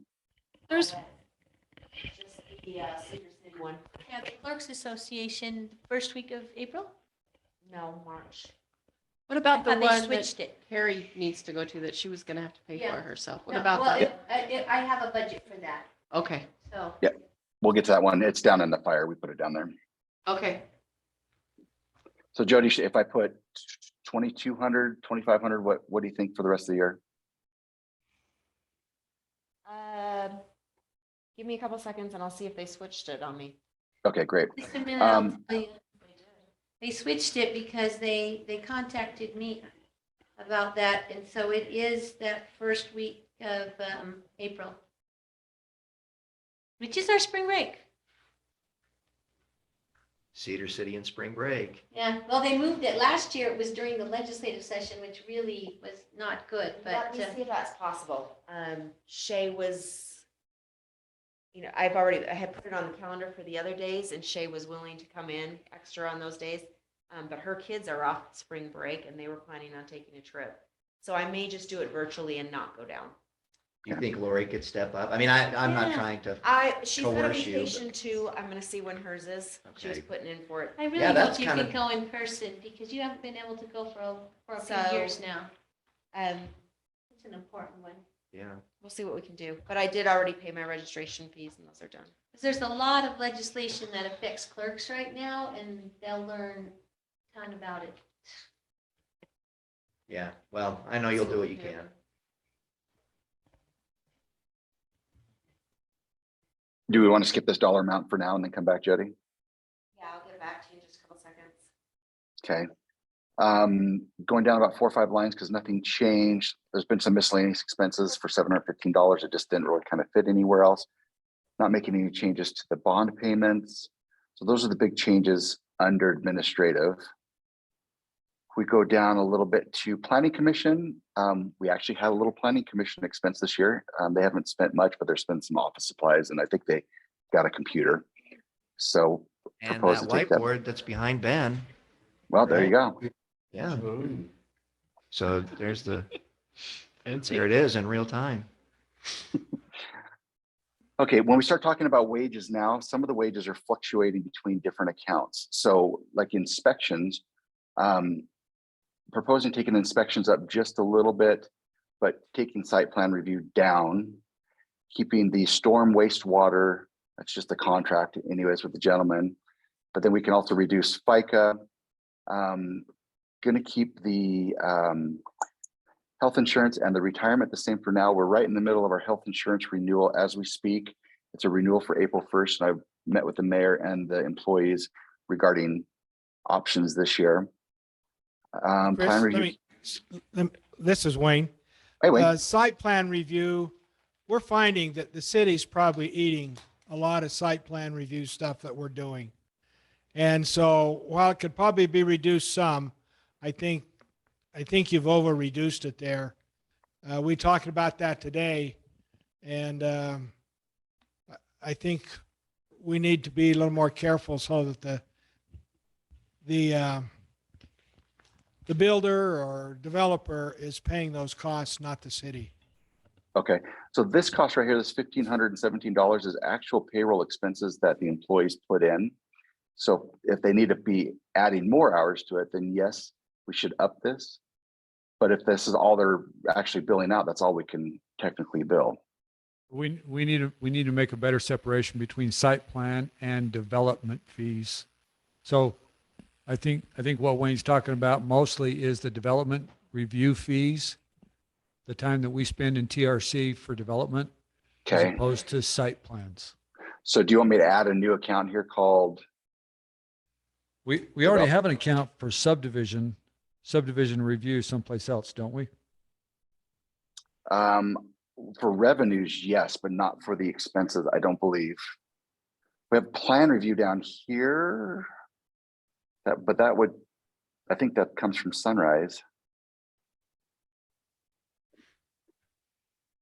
So if I put that back up to the 8,000, then Corbett, can we get together and we can talk about maybe where to put that a little better? Yeah, we probably need to do a better job of defining where our time goes when we do subdivision review as Okay. opposed to site plan review. Okay. Could that fall under, I know we set this building code up or this building section just so we can track it better. Would it be sufficient to put it under here? Do we need to put it in a different location? I think we could put it under building. We just need to differentiate subdivision fees and subdivision expenses, subdivision income and subdivision expenses. Okay. Okay. Are you guys okay if I work with Corbett on that? And we leave this at the 8,000? So Chris, the 3413 under revenue is zoning and subdivision fees. That's where we take the money in, but we don't have a definite where the expense is incurred. Am I correct? There's not a direct correlation, correct? Like the garbage has a revenue and an expense. Okay. So yeah, we should probably have a category in our timesheets as well as on the budget for where those fees are charged against those, Okay. that income. And so if we add it here to the building portion, we don't need to vote on it again if the council approves it, because we're just utilizing money that's already in there and just putting it on a new line item. The mayor has authority to do that. That, okay?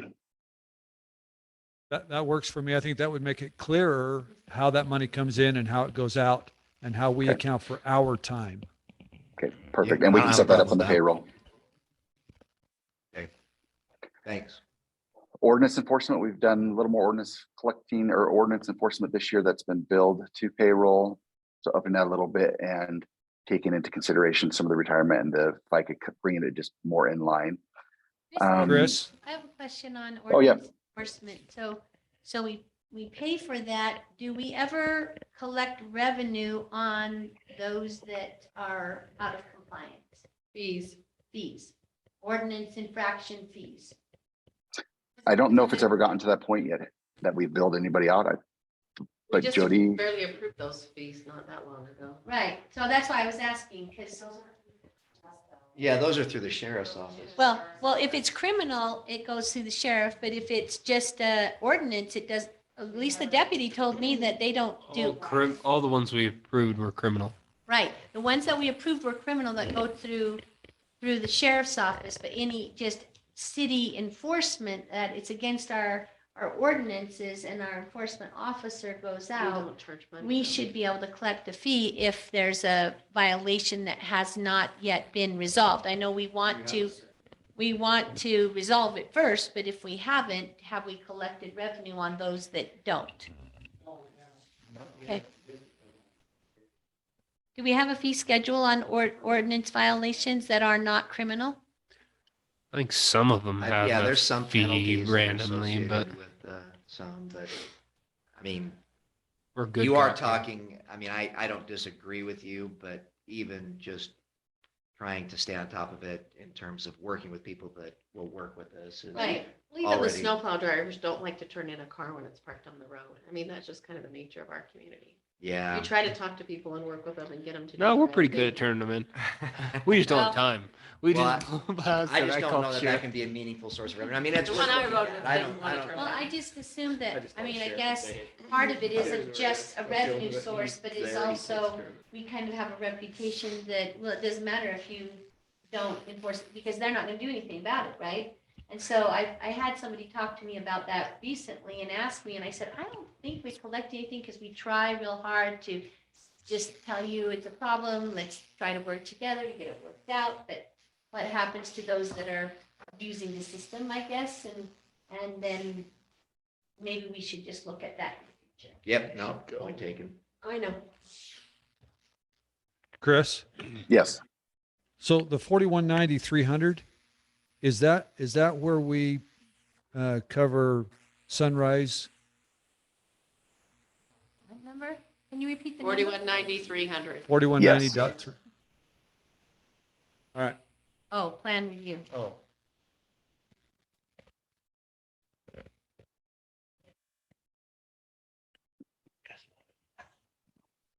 let's see, did I skip? So we talked about ordinance enforcement. We did receive word today that the county is going to be getting us a contract for the sheriff for next year. Be about 110,000, be prepared for, maybe a little more, maybe a little less. But we should see that here in the next couple of weeks and have our attorneys review that. Dispatch fees, anybody have any idea on dispatch fees for next year? Very I just can't- out. No, that's a Doral problem. He has to figure that number out. Yeah, but Ben was at a meeting sometime, but that was, that might have been last year. That was last year. he misses it. I passed that buck off. It's not Doral's problem. The torch He was likes passed. it. We're spending like crazy, so there might be a fee raised. Yeah, I would check with them. It's that time of year, right? Yeah, I have Where a all the meeting, I have a committees are meeting talking. tomorrow. Okay. Oh, good. Okay. No changes to the fire income or revenues. But let's talk about fire fuel reduction. So we spent 77,500 on salaries for the boys that went out. We budgeted 70,000, but we're done for the year. Proposing we take that to 95,000. This gives Craig some leeway to go ahead and hire one or two of them back before year's end so they can start working again. And I think, and getting prepped for the season and start getting some of that scrub book out. But I understand there's a lot of snow, so he may not have to hire him so soon. And then taking all the associated benefits with it. Now, here's what I want to talk about. So we have 200,000, well, basically $200,000 revenue that came into the city. We're proposing to spend 136,000 of that just in fuel reduction type things. In speaking with the fire chief, of that 200,000, we're going to take off the top 25 grand just for use of the fire truck last year that the city's going to put back into the coffers. That's going to be used for what we're talking about in the general budget right now. The rest of the money, and we'll see it here on the bottom, proposing that it goes into the fire capital projects as future savings for equipment. If for some reason we needed to hire more crews because the growth just got really bad or whatever, but look at setting that aside. And I'll show you that here at the bottom. That's what's being proposed at the moment with this budget. Didn't Craig want to front load some of the wages too for hiring the crews? Yeah, right. Was that part of that? Yeah. Right here, the 95. Right up, the 95. Yep. Okay, no proposed changes for EMS or animal control. Is that staying this? It's gonna go down. Oh. Streets, looks like we're proposing to go down just a little bit. There's some like a little bit down on retirement, but taking up the health insurance, just guesstimating what the rate increases are going to be. Taking up the miscellaneous repairs to city facilities, we did have a little bit of an expense out of the ordinary with the heating system there. I understand it was pretty toasty for many weeks.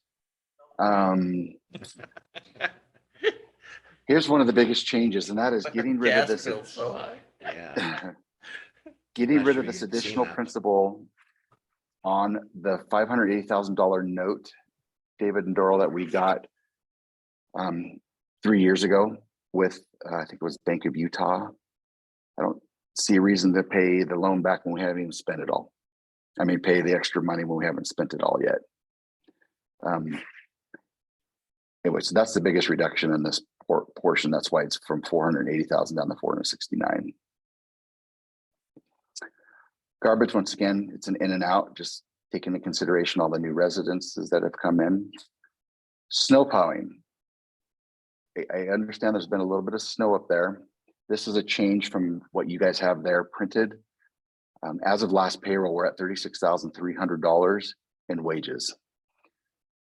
There's still quite a bit of a season left. I propose we take that to 55,000 and change all the associated benefits to go with it. Also changing the salt from 30,000 to 52,000.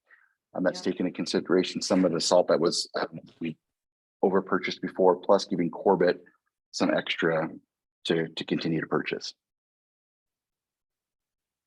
Does the snow plowing tools and equipment, does that include, Corbett, the blades and the wear bars and all wear edges, all of those things? Yeah, Okay. the additional hike is for the wear edges. Okay. Okay, parks, just proposing taking down the $10,000 Craig does not need for the chipper anymore, but increasing the salaries just a little bit in case there's a lot of park maintenance this year with all the snow and potential animals that have gotten up there. But so really that's an overall reduction in the park wages or park section. Let's talk about savings. Still proposing to put 50,000 away for the fire department plus the additional leftover $39,850 of the fuel reduction program that's not being spent. Still proposing to do 4,000 for EMS, 5,000 for snow plowing, 5,000 for roads, 1,000 for parks, and then carry last budget year, $94,000 of the ARPA funds was put into the general account. I'm proposing that we take that out of the general account and put it into the water fund, and we'll see that showing up over there. Yes, thank you. We did originally have a budget increase fund balance before, meaning we were going to put money to savings of $26,000. Now we need to take $105,767 out of savings to make up for all these different changes that are being proposed here. So I'm going to go back up and actually plug that number in. Some categories were less, but unfortunately, the ones that were less were not a lot less. They Right. were littler amounts. The ones that were more were bigger amounts. When do you have to actually make that transfer? In June? It's not really a Yeah. physical transfer. It just comes basically off the balance sheet. Okay. I'm just wondering, say if we didn't have any more snowstorms. Well, Doral, part of it, like, we're not gonna do the $25,000 principal reduction on the loan, so that will offset. So it's not as bad. Mhm. So there's Yeah. a few things that will offset it, that will make it so it's not as bad. And we as do it this sounds. same process, remember, in June, before the Yes. end of our fiscal year. So if there is adjustments to be made right before June, we'll readjust it again then. So it's not as bad as that number sounds. No, to be honest with you, this is pleasant. I'll be honest with you. When I first started working on the budget, I was super nervous that there was going to have to be some drastic something done. But being able to just dip into savings potentially of $106,000 is not bad, because I don't think we're really going to dip into it that much. But just to be safe, we want to get it budgeted so we don't have to keep coming back to council meetings and saying, we need to up, we need to up, we need to up. Are we good to go to the capital projects?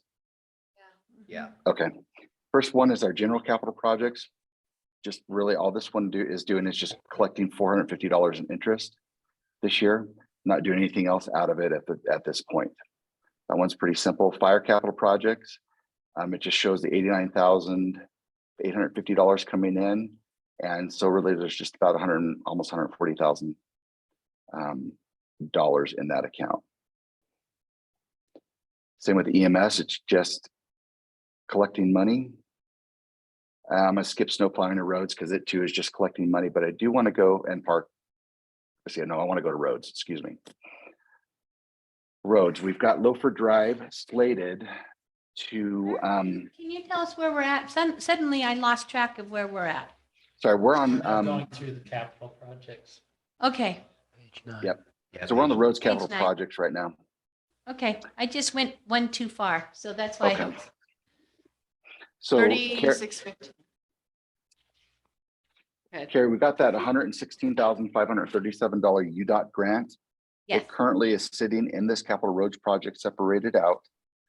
We also have $5,000 coming from the general fund that we've talked about. And after working with the auditors to confirm this, we have a fund balance available within this capital project of over $300,000. Excuse me, not 300,000, over 150,000. It's letting us be able to increase. Oh, no, that's right, 300,000, excuse me. It's letting us increase the expenses for this capital project, meaning Loafer Road can get done.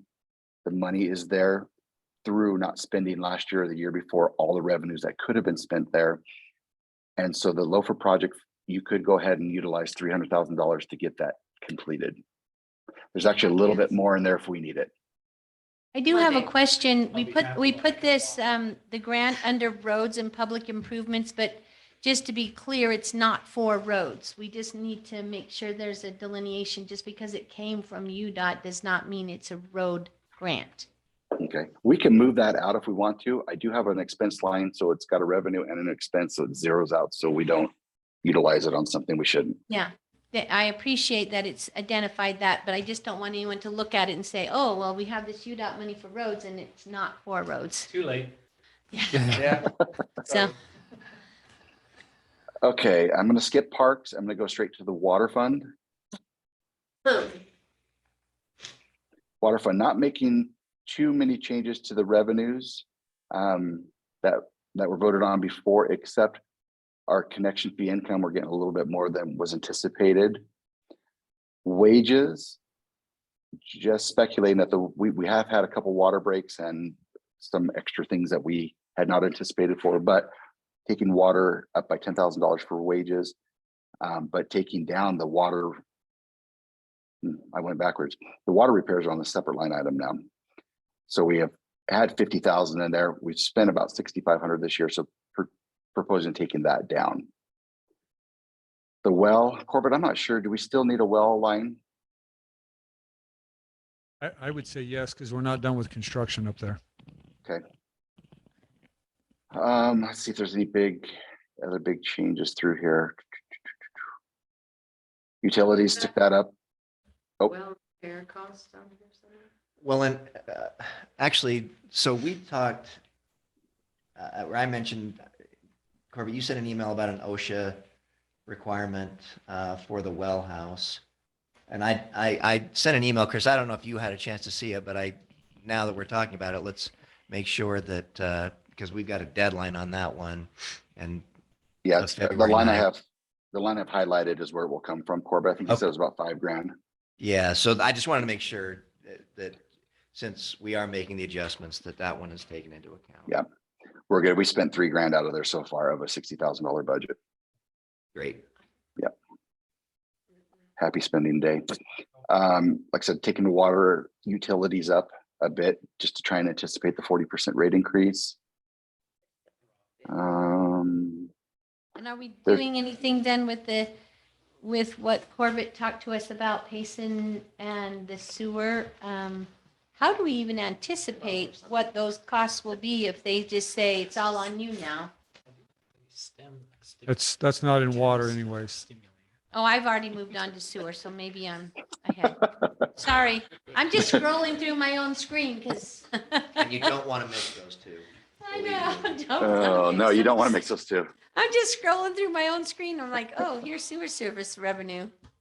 And Really though, we pretty much are done. Everything else is just, there are some changes, not very much, but here and there, we are keeping the ARPA funds in here, Carrie. I don't know when we're going to start spending those, but we actually still have about 18 months left, right? Yep, we still have some time. They're doing some appropriations where Ted and I are keeping track of if there's a chance for us to apply for matching and what we can do with that. Chris, Okay. Yes. have we compensated for the increase in the lease on the new trucks? Anywhere? No, I asked Bob Hugo tonight to get me lease information. There's a chance I might be able to push that into next budget year. I'll just have to wait to see what he says. What about the well repair, our 40%? Where's that? Ooh, that's not in here. But do you I didn't anticipate see that it. coming up Yes. in this budget year? Yeah, they've already started construction on it. Well, I don't know if it'll be this budget year. I'm trying to put them off, telling them, you guys didn't give us enough warning to budget for this. So you're gonna have to wait till next budget cycle anyways. I haven't got any pushback yet. And so I'll keep doing that until they push back. Okay, thank you. I mean, there'll never be enough money. I mean, that's No. just the reality, but I just wondered if that was in there somewhere because I didn't see it. It's in It's not. my budget. It's in my budget proposal for June. Next year. Okay. Yeah, for next. Chris, budget. do we have the remaining funds required to finish paying for the cameras in here somewhere? That will come from I'll have to get back to you on that one. Okay. Because I can't remember where that one was coming from. It's been bounced around a couple different places. So I'll get back with you on that one. And Chris, just so, I mean, just as a side note here, there's a lot of unfunded mandates coming out of the legislature.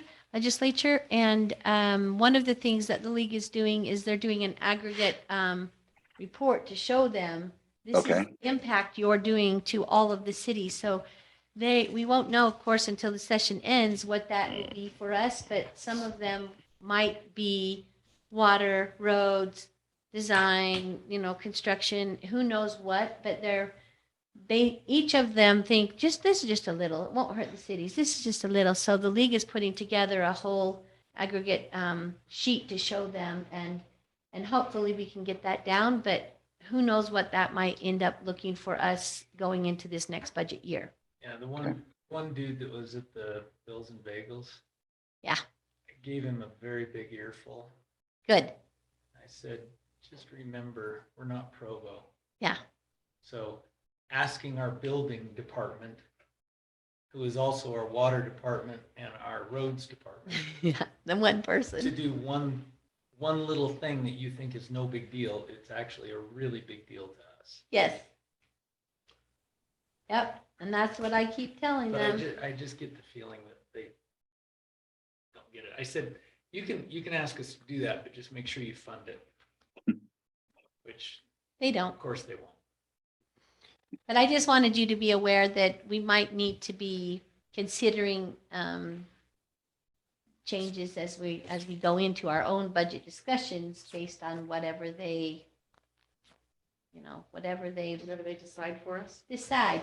Most of the legislators come up to me and say, "Hey, Carrie, how are you doing at the Capitol?" I say, "Pretty good for a political subdivision. What are you going to slap on me?"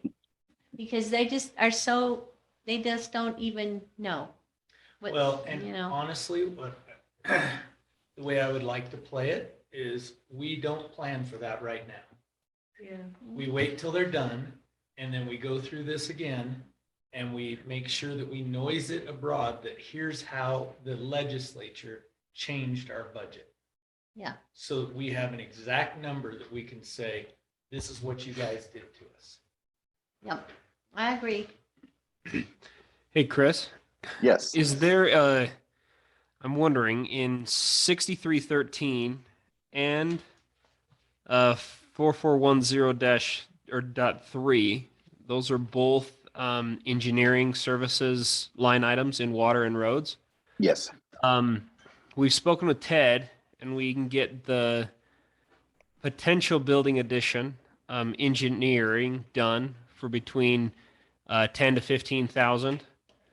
We believe that those funds in those two line items were allocated that if we were going to run engineering on the water projects, and correct me if I'm wrong here, for phase 2, that those are what those funds were allocated for, to which we're not going to be putting into effect, I believe, this year.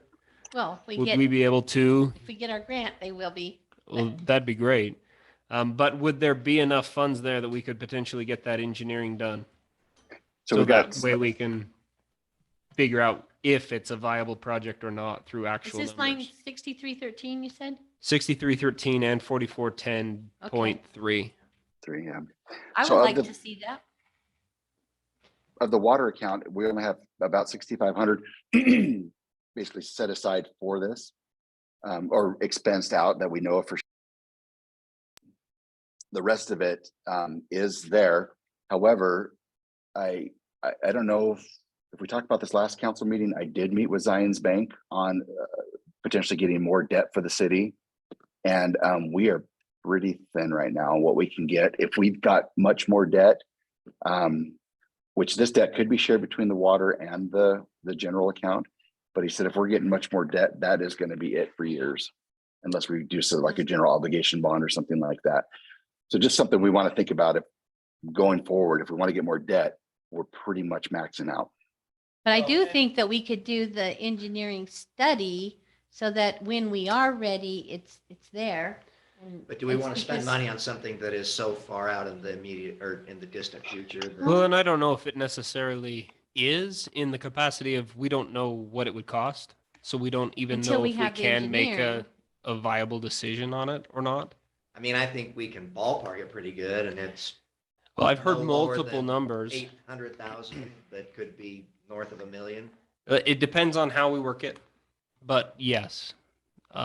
Right now, Corbett ran some numbers on just materials being highly conservative at what, 360,000?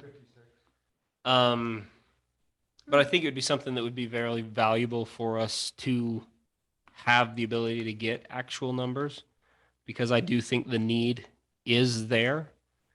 I just think the timing is wrong. I think that there's not an immediate need for a building addition right now. I think that's why we do the garage sale and the lower levels to bring the trucks in to wash them off. I think that when you're talking that kind of money, I think then to go into deep debt for it, I think it's a bad call timing wise. But, obviously you're entitled to your opinion. I Thank think you. we I should look appreciate at it a that. little bit more. But I just don't want to spend the engineering money is what I'm saying. That's to me, if it's so far out of reach, why are we dropping thousands of dollars on engineering studies?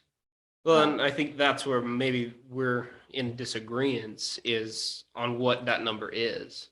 What does the cost look like? Does it make sense? What's the Does it ROI not? for having it done? I think we also need to, I mean, because we've been talking about this long before all of you were on, right? This has been something that's been going on for, I don't know how many years we've talked about this, but just looking at all the other fiscal impacts that we have for the equipment, the replacement of the equipment because it goes bad faster. I mean, we know from our fire trucks being inside all of the time that we don't have to replace them as often as now we're looking at our snow plows and stuff and other equipment that are outside all the time. We're not. But the snow plows, we get new ones every 3 years. But we're not in compliance with SWIP, so we could get a fine for that, which could be very significant. I mean, when Salem got their notice, it was $500,000. So are you talking, what, the SWIP fine relating to? That you can't have any of your public equipment outside, ever, because it could drip oil, it's an EPA thing. It could be all of this. So we're not in compliance at this point. Nobody has brought that up, but it could come in to play if we had more development, because that's one of the things that is looked at is the equipment on the outside. We look at that. I think we talked for a couple of years now or more about having to replace this wall out here, this rock wall. And I think we had a bid of close to 100,000 on that, which we wouldn't need to do if we put that on. So I think we need to really consider what all of those things added up mean and what that fiscal impact is. And if it's greater than just to be in defense, we should look at this option. And that would only happen if Ted says it's only about 10,000, and we already have that money dedicated to it. It's not new money. It's money that we already have. It might be worth our effort to put that into place to find out exactly what that building would cost and see the cost benefit analysis between, all of those things I mentioned and potentially what we would spend on there. I just think it might be helpful to have a better analytics for that. Yeah, and I don't disagree with that. I don't have a vote. So I mean, obviously, I'm speaking as a taxpayer. To me, I just think that what I've heard as the grounds for why we would want a building addition, and I mean, it doesn't address the rock wall, which is that's a real issue. But all the other stuff, as far as space and capacity, I didn't take into consideration the SWIP one that you mentioned, but. It just doesn't seem like it's just. EPA is starting to come around and do all sorts of things with cities. And I think that we need to be aware of that, because if we were hit with a fine, there's no way we could pay those things. And they do give you the opportunity to come into compliance, but still we would have to build something, because no matter what, that's the compliance, is that all of the equipment is inside. Do we have the potential to do it in phases? Can we do it in phases? So we can get like a bottom level that's storage and addresses the rock wall issue all at the same time, and then maybe add on the upper later? Well, I think it would be a first attempt would just be, the bones with bare minimum requirements to make it usable. So it wouldn't be gorgeous right out of the gate. I think there are also a lot of other benefits, right? So we've got about $12,000 we spent or will spend approximately this year in natural gas fees. Now, partially that is due to broken thermostats and issues and just churning up the heat. But there's another one that's very valuable in my mind, and maybe it's just because I look through a narrow lens, like I guess we all do. But if we can get rid of all the equipment storage that's currently happening at the salt shed, we'll be able to pack it deeper and better with better salt in the beginning of the snow year. Dry salt. So it's cheaper, but it also throws better. So it's the difference between, throwing powdered sugar and throwing snowballs. It just spreads better when it's dry. Then also, we can deter a SWIP complaint. If we've got an engineer, we can show them that we've got a plan and we are moving forward on it. But also, if we are able to wash the trucks off in there with the proper containments, we'll be able to take all of that salt, capture it in the water that then can be dispersed on the roads. As a And that brine? says yes. And that's potentially could decrease our salt expenditure upwards of 20 to 30%. But we were talking about that today. I think there's a potential to do that, washing the trucks inside this building. Can we capture it? Yeah. I mean, it sounds like it anyway. Can we capture the water currently? I mean, we'd have to do some modifications. We'd have Okay. to cut out some slabs, the inside slab or the outside slab. Either way, if you cut out outside slab, you gotta deal with the snow melt tubing. If you cut out inside slab, you gotta deal with the heating tubing, because it's all in slab ready to heat. Because I do like that idea of sort of a reclamation Oh, yeah. effort for the salt. I think You can That's do it, but Messaging. trying to do that inside, you gotta have someplace to store that salt water.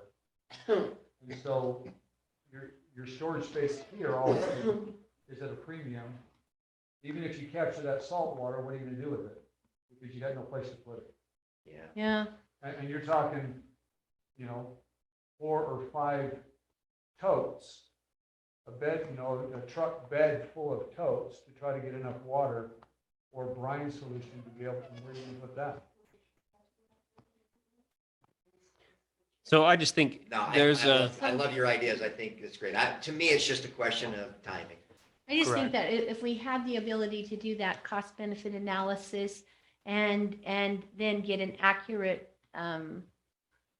engineering of what it really would cost and maybe look at the phases, it would help us to be better informed on our decision.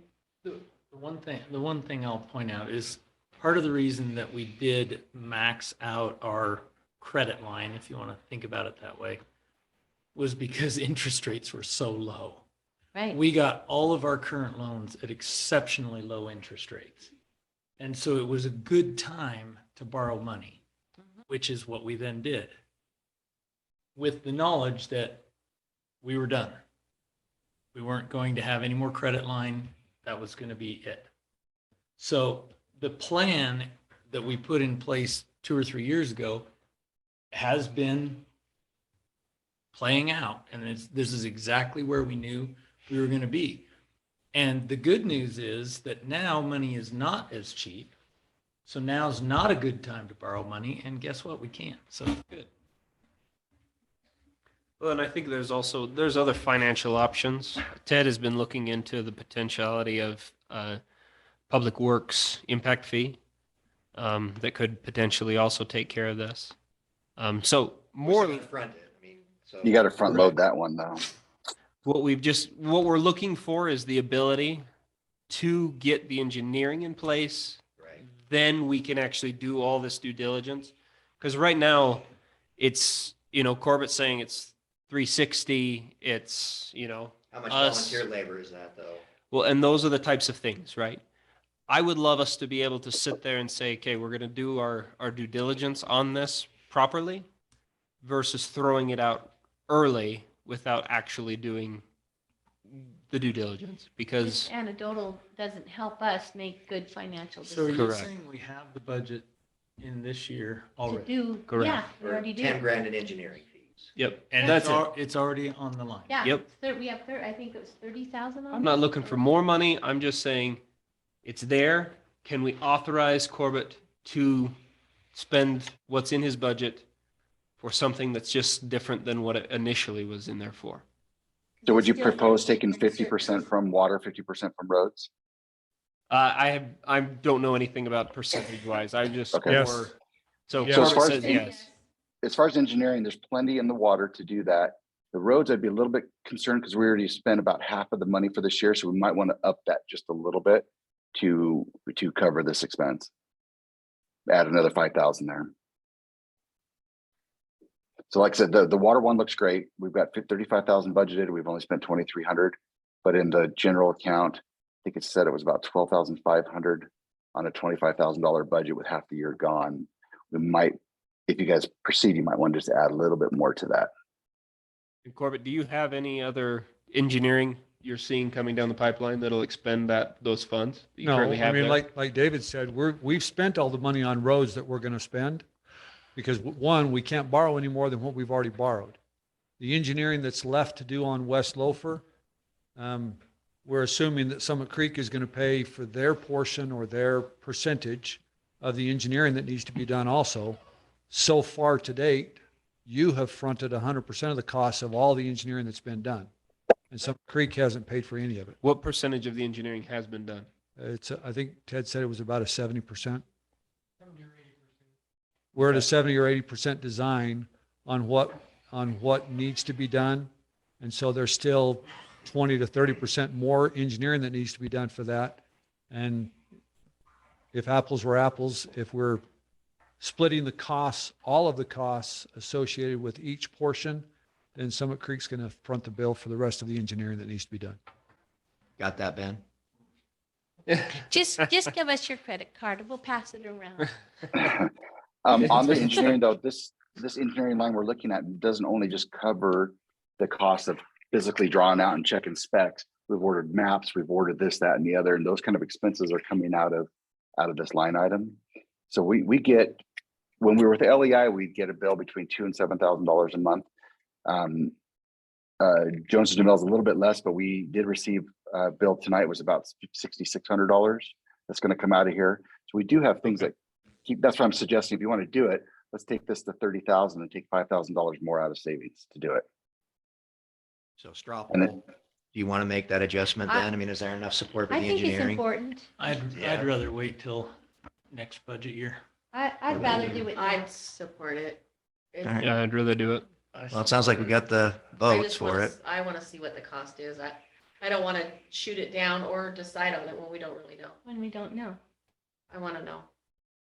So I would say let's do the 5,000 in, as you suggested. I mean, right? Right. Does anyone disagree with that approach? Mm-mm. Okay. And then that way Corbett and Ted can start working on those engineering, and then we can really kind of see where we're at, and then we can have somebody on the council do a cost benefit analysis. Okay, so we'll do 5,000 out of water, 5,000 out of roads for a $10,000 budget for this. Does that sound right? That's enough. He said Well- between 10 and 12, so we 10 don't, and 15. or 10 and Ted said 15. between 10 and I thought he said 15. 10 and So if you 12. want to go high side, you better do 7,500 each. 7,500 each, just to be Wa- sure. water's and okay. I just think then if it's just not feasible, then we're not spending any more time on it. We're not wasting any more. Well, and the nice thing is the worst case scenario is the engineering is done and it's always there. It's there for next year if it's the It's next not budget cycle. Not an impact fee study that will change later.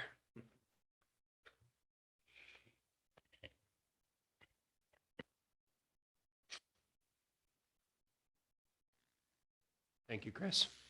Bet.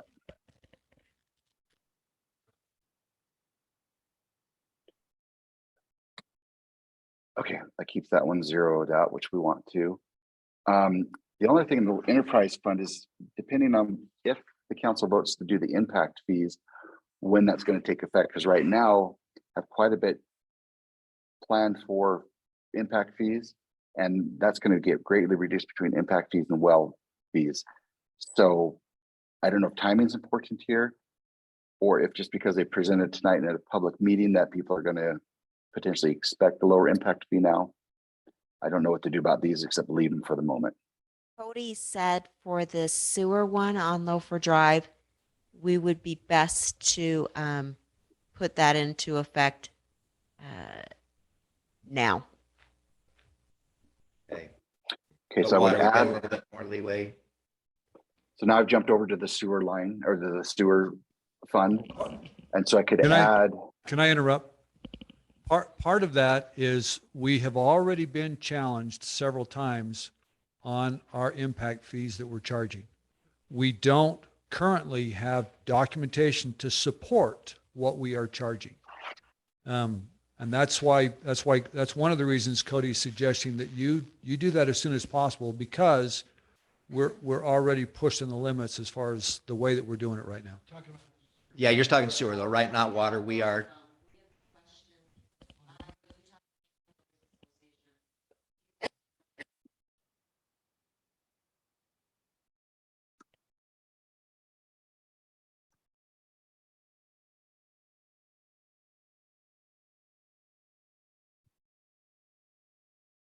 was who, did you say?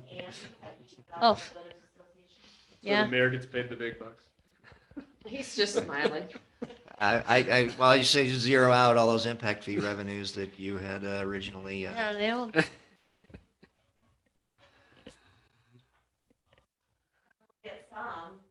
Yeah, no, I'm only joking on I the mean, zeroing the it good out. thing about it is that the impact fees are in the enterprise funds and don't affect the general fund. Yes, it affects the enterprise fund, but it stays in the enterprise fund. You're not looking at taking money out of savings to cover the reduction in anticipated revenues because it's enterprise fund. Thanks for that clarification. True state. So do you want to put 6 more homes in here for the rest of the year? What do you think for that impact fee? 6 homes? On the sewer? Yeah, I went ahead and threw a new sewer line impact fee for Woodland Hills in, and we could just tie a dollar amount. I need to collect from 4 homes right now. And we could potentially have maybe another one built in that area, but most of our building is not happening in that area right now. Okay, so if we put 15 grand in, there's kind of a placeholder that Yeah. should cover it. Okay, otherwise the sewer fund is pretty in and out. Most of it goes to Payson. And that would be the budget. Any other thoughts, questions, changes? painful. Thanks, Chris. Can we reduce our legal fund next year? Not yet. That's where I'm thinking. Yeah. Yeah, that's where we could build a building. War chest. The hard part is I don't think attorney fees can be kept and saved for as a capital fund or savings, and by law, Can we we make can it an only keep a enterprise? short amount for emergency. That's a closed session conversation. What if we were to build the attorneys a building? Oh, shoot. Yeah, for payment, they get a Right. space, we give them office space on the second balcony. floor. Well, I mean, it's definitely worth considering bringing someone in house. Yeah. I Just mean, pay them a regular fee instead of, it'd probably be less than 150,000, but I don't know.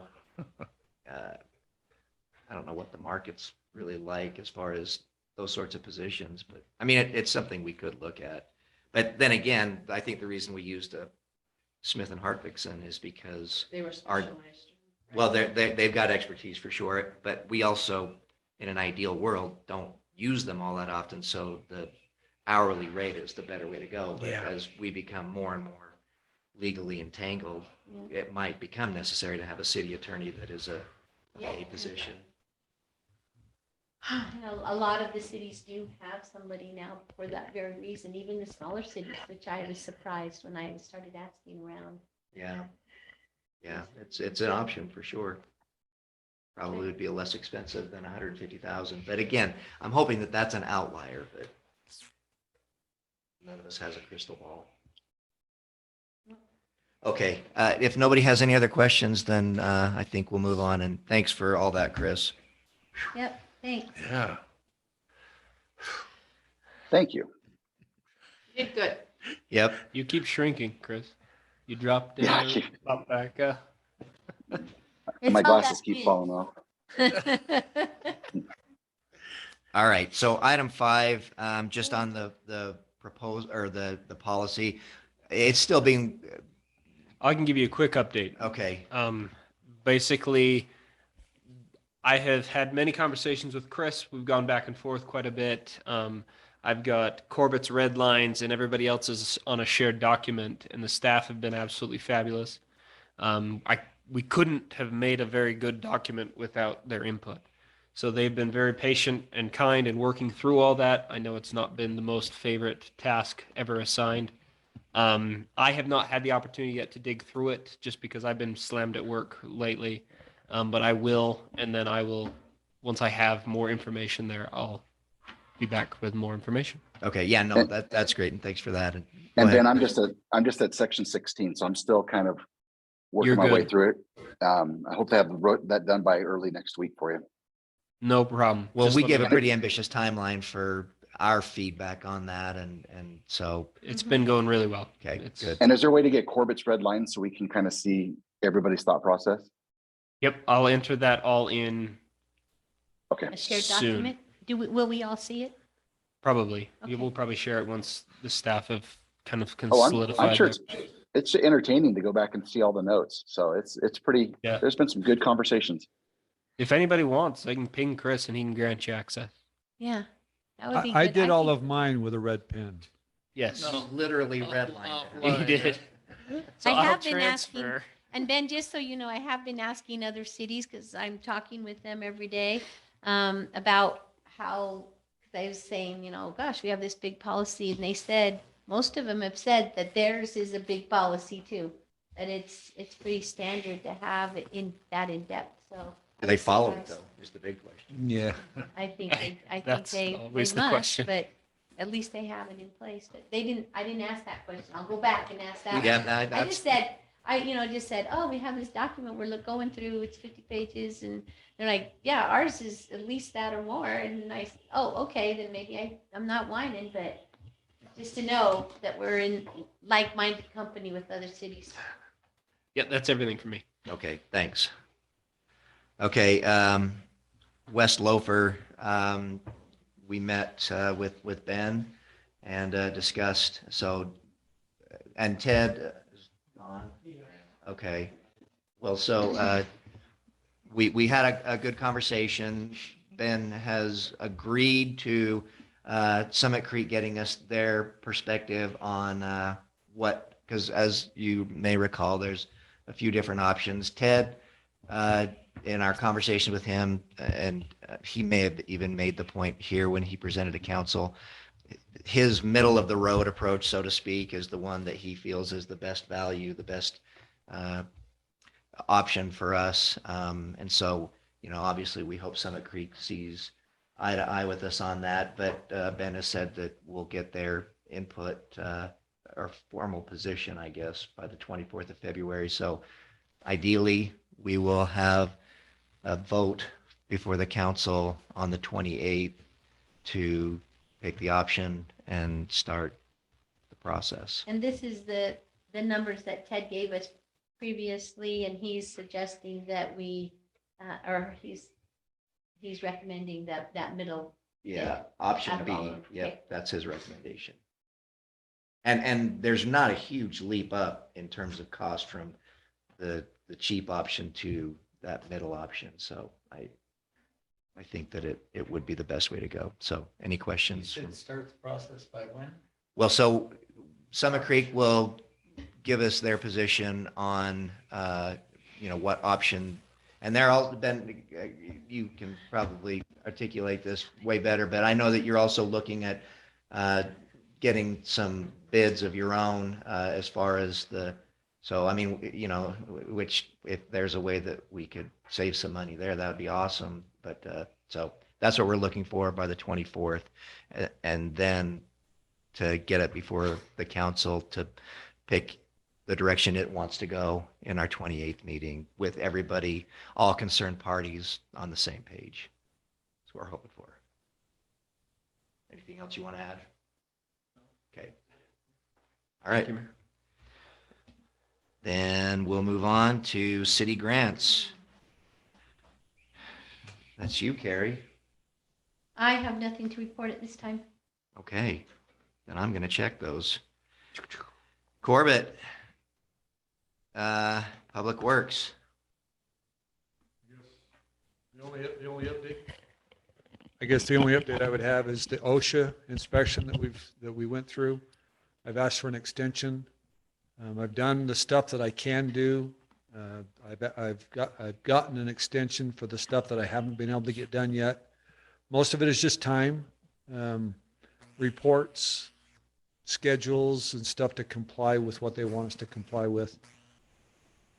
I don't know what else there is to do. I finished and submitted the quarterly reports, the annual reports for water. We've got a division of water rights report that we had to finish. That's done. Our water data use report It's an annual thing. That's done. I don't know that there's any other. Well, I think you need to stop going down to Payson. Yeah. That's just, Hide. Hide. reminding them.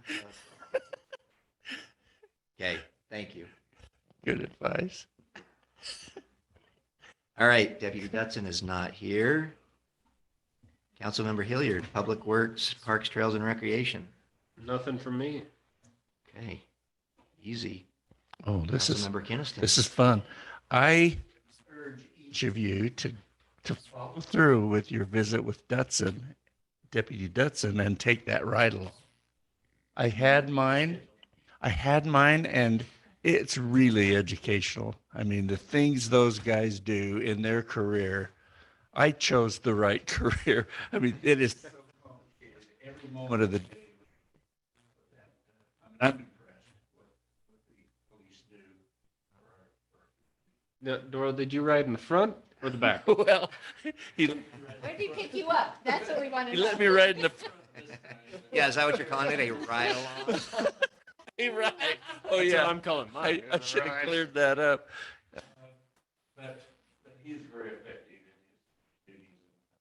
It was the fastest 4 hours of my month. I mean, spending those 4 hours. Anyway, I want to also comment on the professional level we've achieved in our medical crew that have helped my 89-year-old neighbor. I witnessed that from the inside of the house. I'm usually out shoveling snow, but I called 911 because of the incident, and they came in her house, and they're so good at the way they help.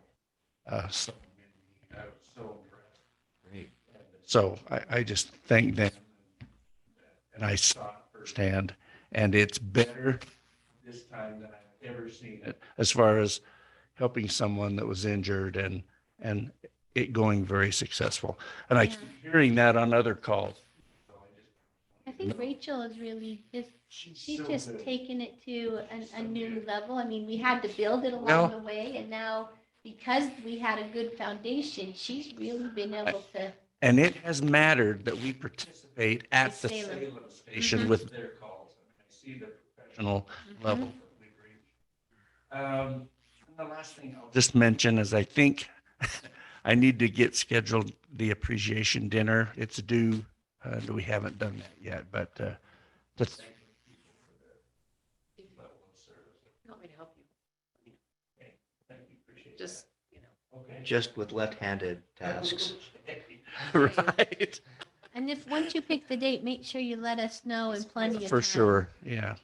Okay, and that's all I have. Thank you. All right, thank you. Councilmember Lunt. We haven't had a committee meeting, so finance was going to be tonight and they postponed till March.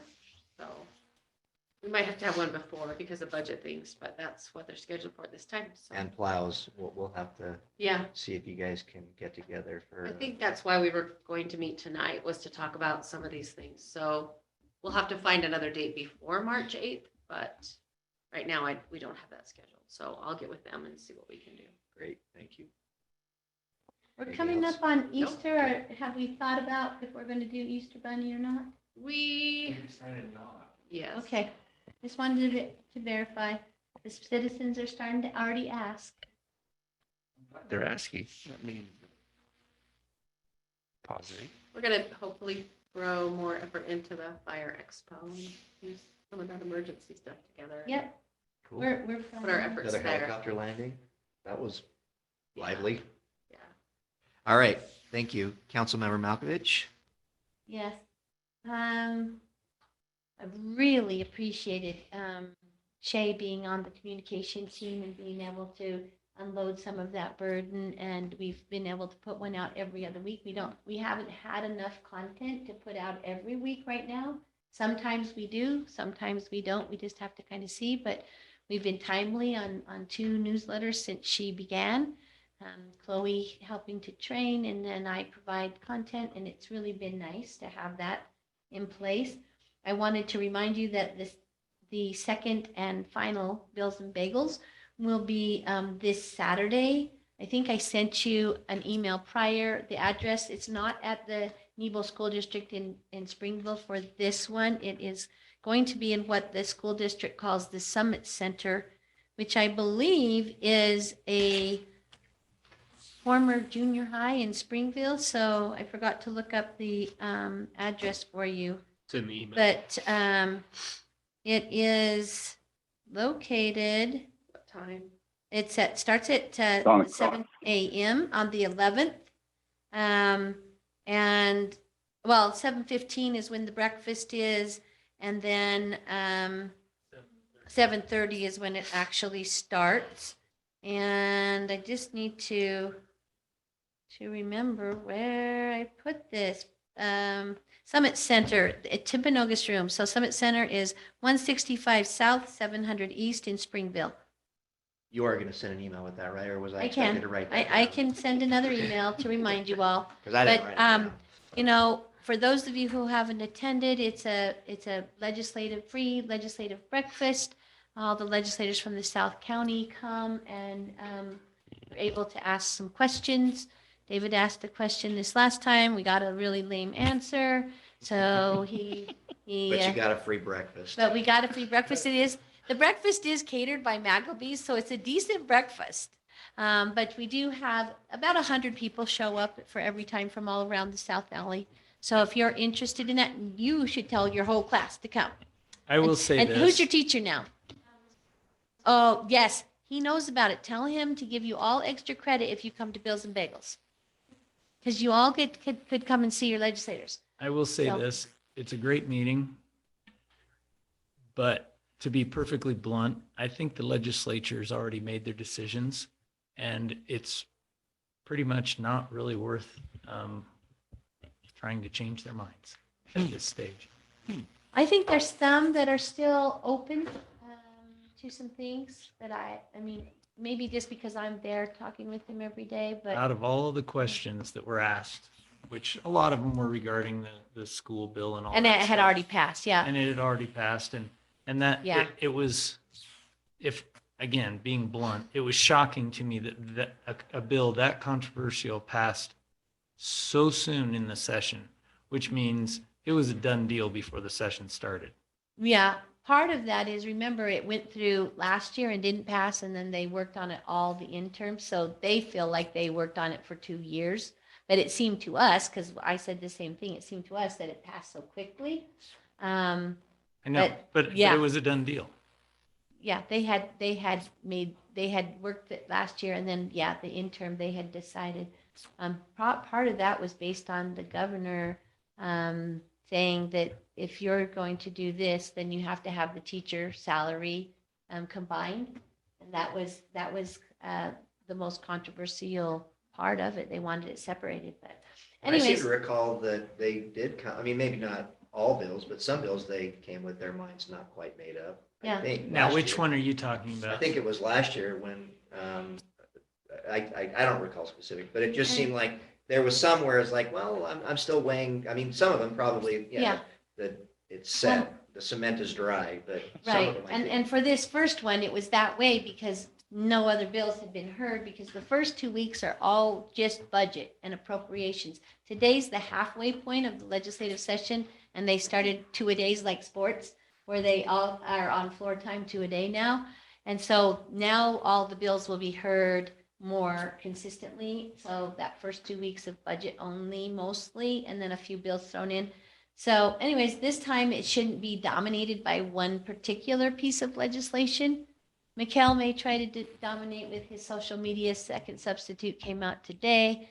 There's a lot of changes to it, but we'll see. But there's a lot of things Yes. still that impact us. Bill. And I thought you and were singing his praises at the Stephen- meeting. Stephen White, who Not for the is social on media. that, the co-chair of housing, their bill has still not come out. So it's going to be important that we pay attention to when that one is numbered and comes out, because it will have an impact on us. So that was communication, emergency management. We're slowly building up.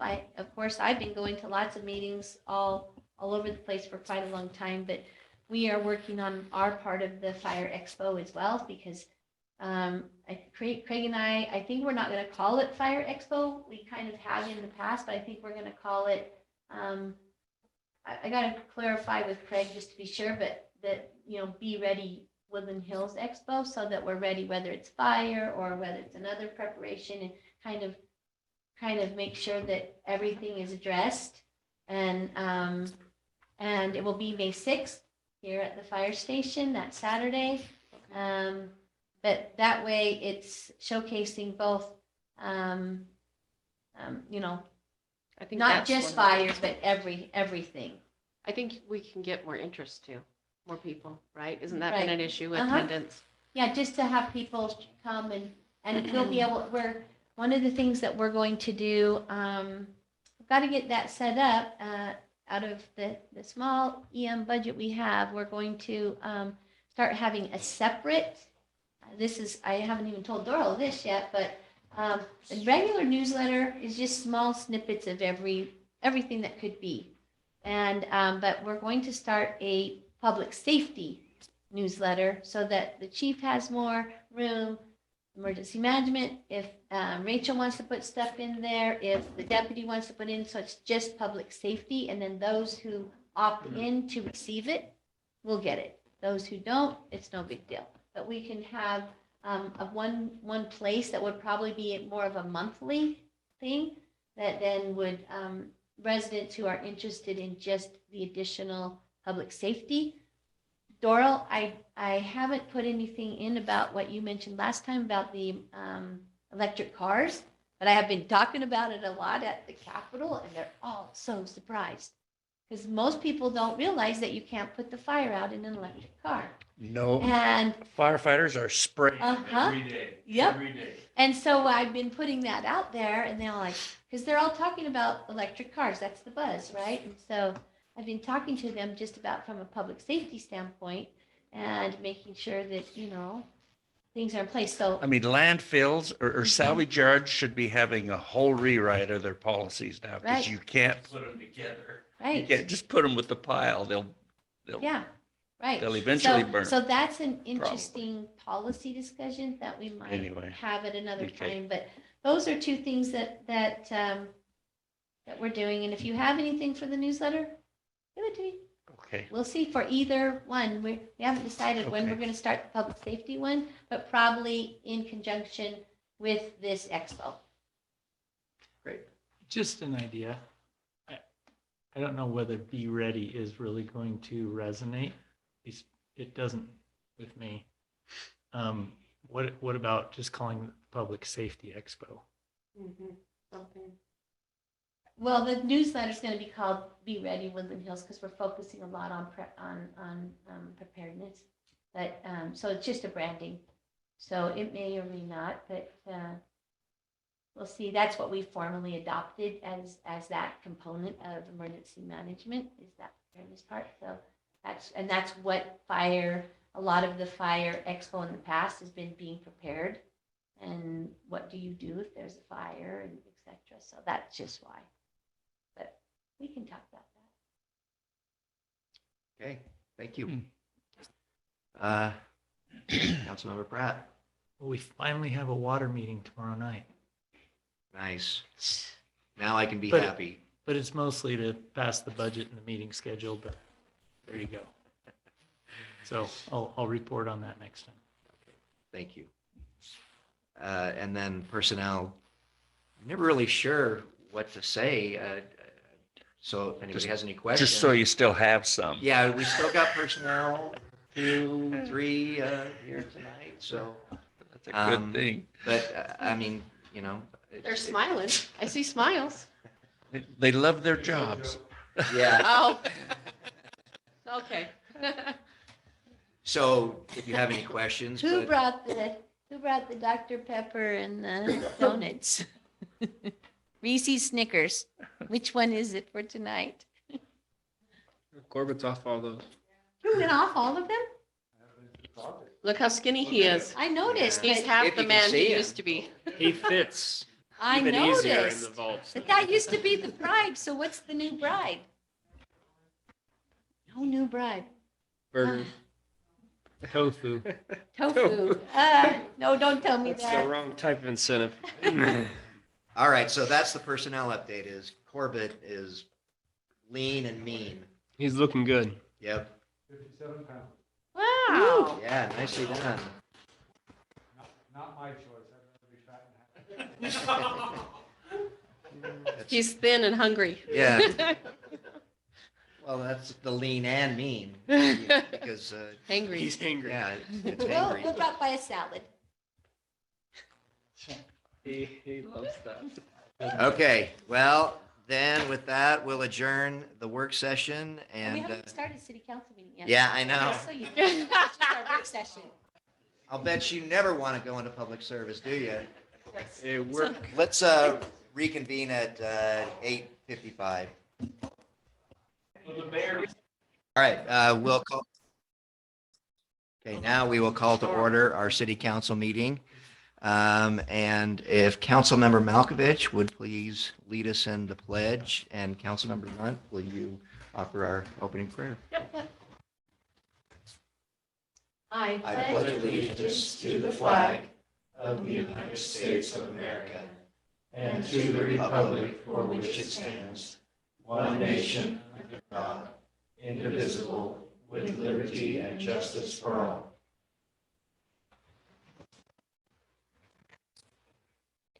Our dear, kind, and gracious Heavenly Father, we're so grateful for the opportunity that we have to meet together and discuss the items for our city. And Heavenly Father, please bless this beautiful community of ours, that we will make wise decisions, that we will plan for our future, and that we will be thoughtful and cautious with our budget. And please watch over the members of our community, that they will continue to look out for each other and to be kind to each other and to help make this city what it is. And we're so grateful for all the many blessings and for this moisture which we have received. And we say these things in the name of Jesus Christ. Amen. Amen. Thank you, both of you. Okay, so item 12, public comment. So comments. Well, Brian, do we that's have you. any public comment before I read the paragraph concerning public comment? You Okay. have the whole floor to yourself. All right, and we did have someone else joining us. Michael. was Yeah, on, I don't know who Michael is. Myers. Oh, okay. Okay, great. Oh, awesome. Okay. Yeah, no, that's an important job. Okay, well, if there are no public comments, we will close the public comment portion of our meeting and move on to item 13, City Council meeting minutes, January 24, 2023. I'll make a motion. I'll second. Okay, a motion by Councilmember Hilliard, seconded by Councilmember Malkovich. All in favor? Aye. Any opposed? Motion carries. Okay, item 14, ordinance amending the 2023 fiscal year budget. I'll make a motion to approve the changes to the 2023 fiscal year budget. As reflected tonight. Yeah, as modified during our meeting tonight. Okay, so that's a motion by Councilmember Pratt. I would second that. And I also want to mention, I appreciate the many hours of work that went in there. Doing what you did with that. Oh, well, Chris is, huge. I mean, Chris is the one, so Seemed like a lot of effort. yeah, no, it's no doubt a lot of effort. So Thank you, I Chris. echo that. Yeah, thank you. Yeah. There are two little changes. Remember, we're working on the travel for Jody, and so we upped the council travel by $500 from 3,000 to 3,500, and then the treasurer's travel by I think it was 500 also. So we had left that zero, and then in the background we've been working on that. Okay, so with that, I'm trying to get you guys a copy before you voted, but I can't get it printed fast enough. Sorry. so Dave, does your motion stand? Yeah. Okay, and your second, Doral? Okay, so with the additional information from Chris, so we have a motion and a second. Councilmember Lunt, Yes. Councilmember Kinnison. I don't know why I mix your last names up in my mind, and it's also late and I don't know why. Okay, Councilmember Pratt. Councilmember Hilliard. Yes. Councilmember Malkovich. Okay, motion carries. Um, There are a few updates that I think we could benefit from a brief closed session.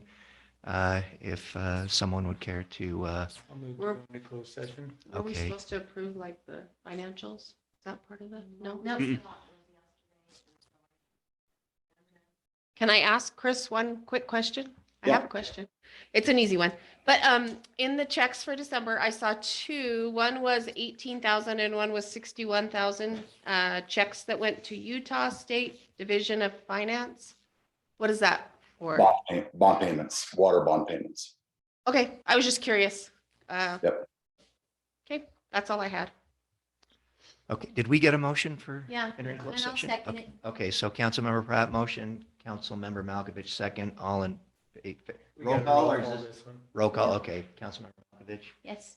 Councilmember Hilliard, Yes. Councilmember Pratt, Yes. Councilmember Kinnison, Yes. Councilmember Lunt. Yep.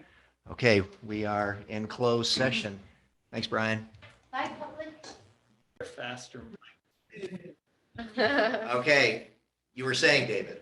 I make a motion to adjourn. Okay, motion. I'll second it. Seconded by Councilmember Lunt, all in favor? Aye. Go Meeting enjoy adjourned. your pain medicine.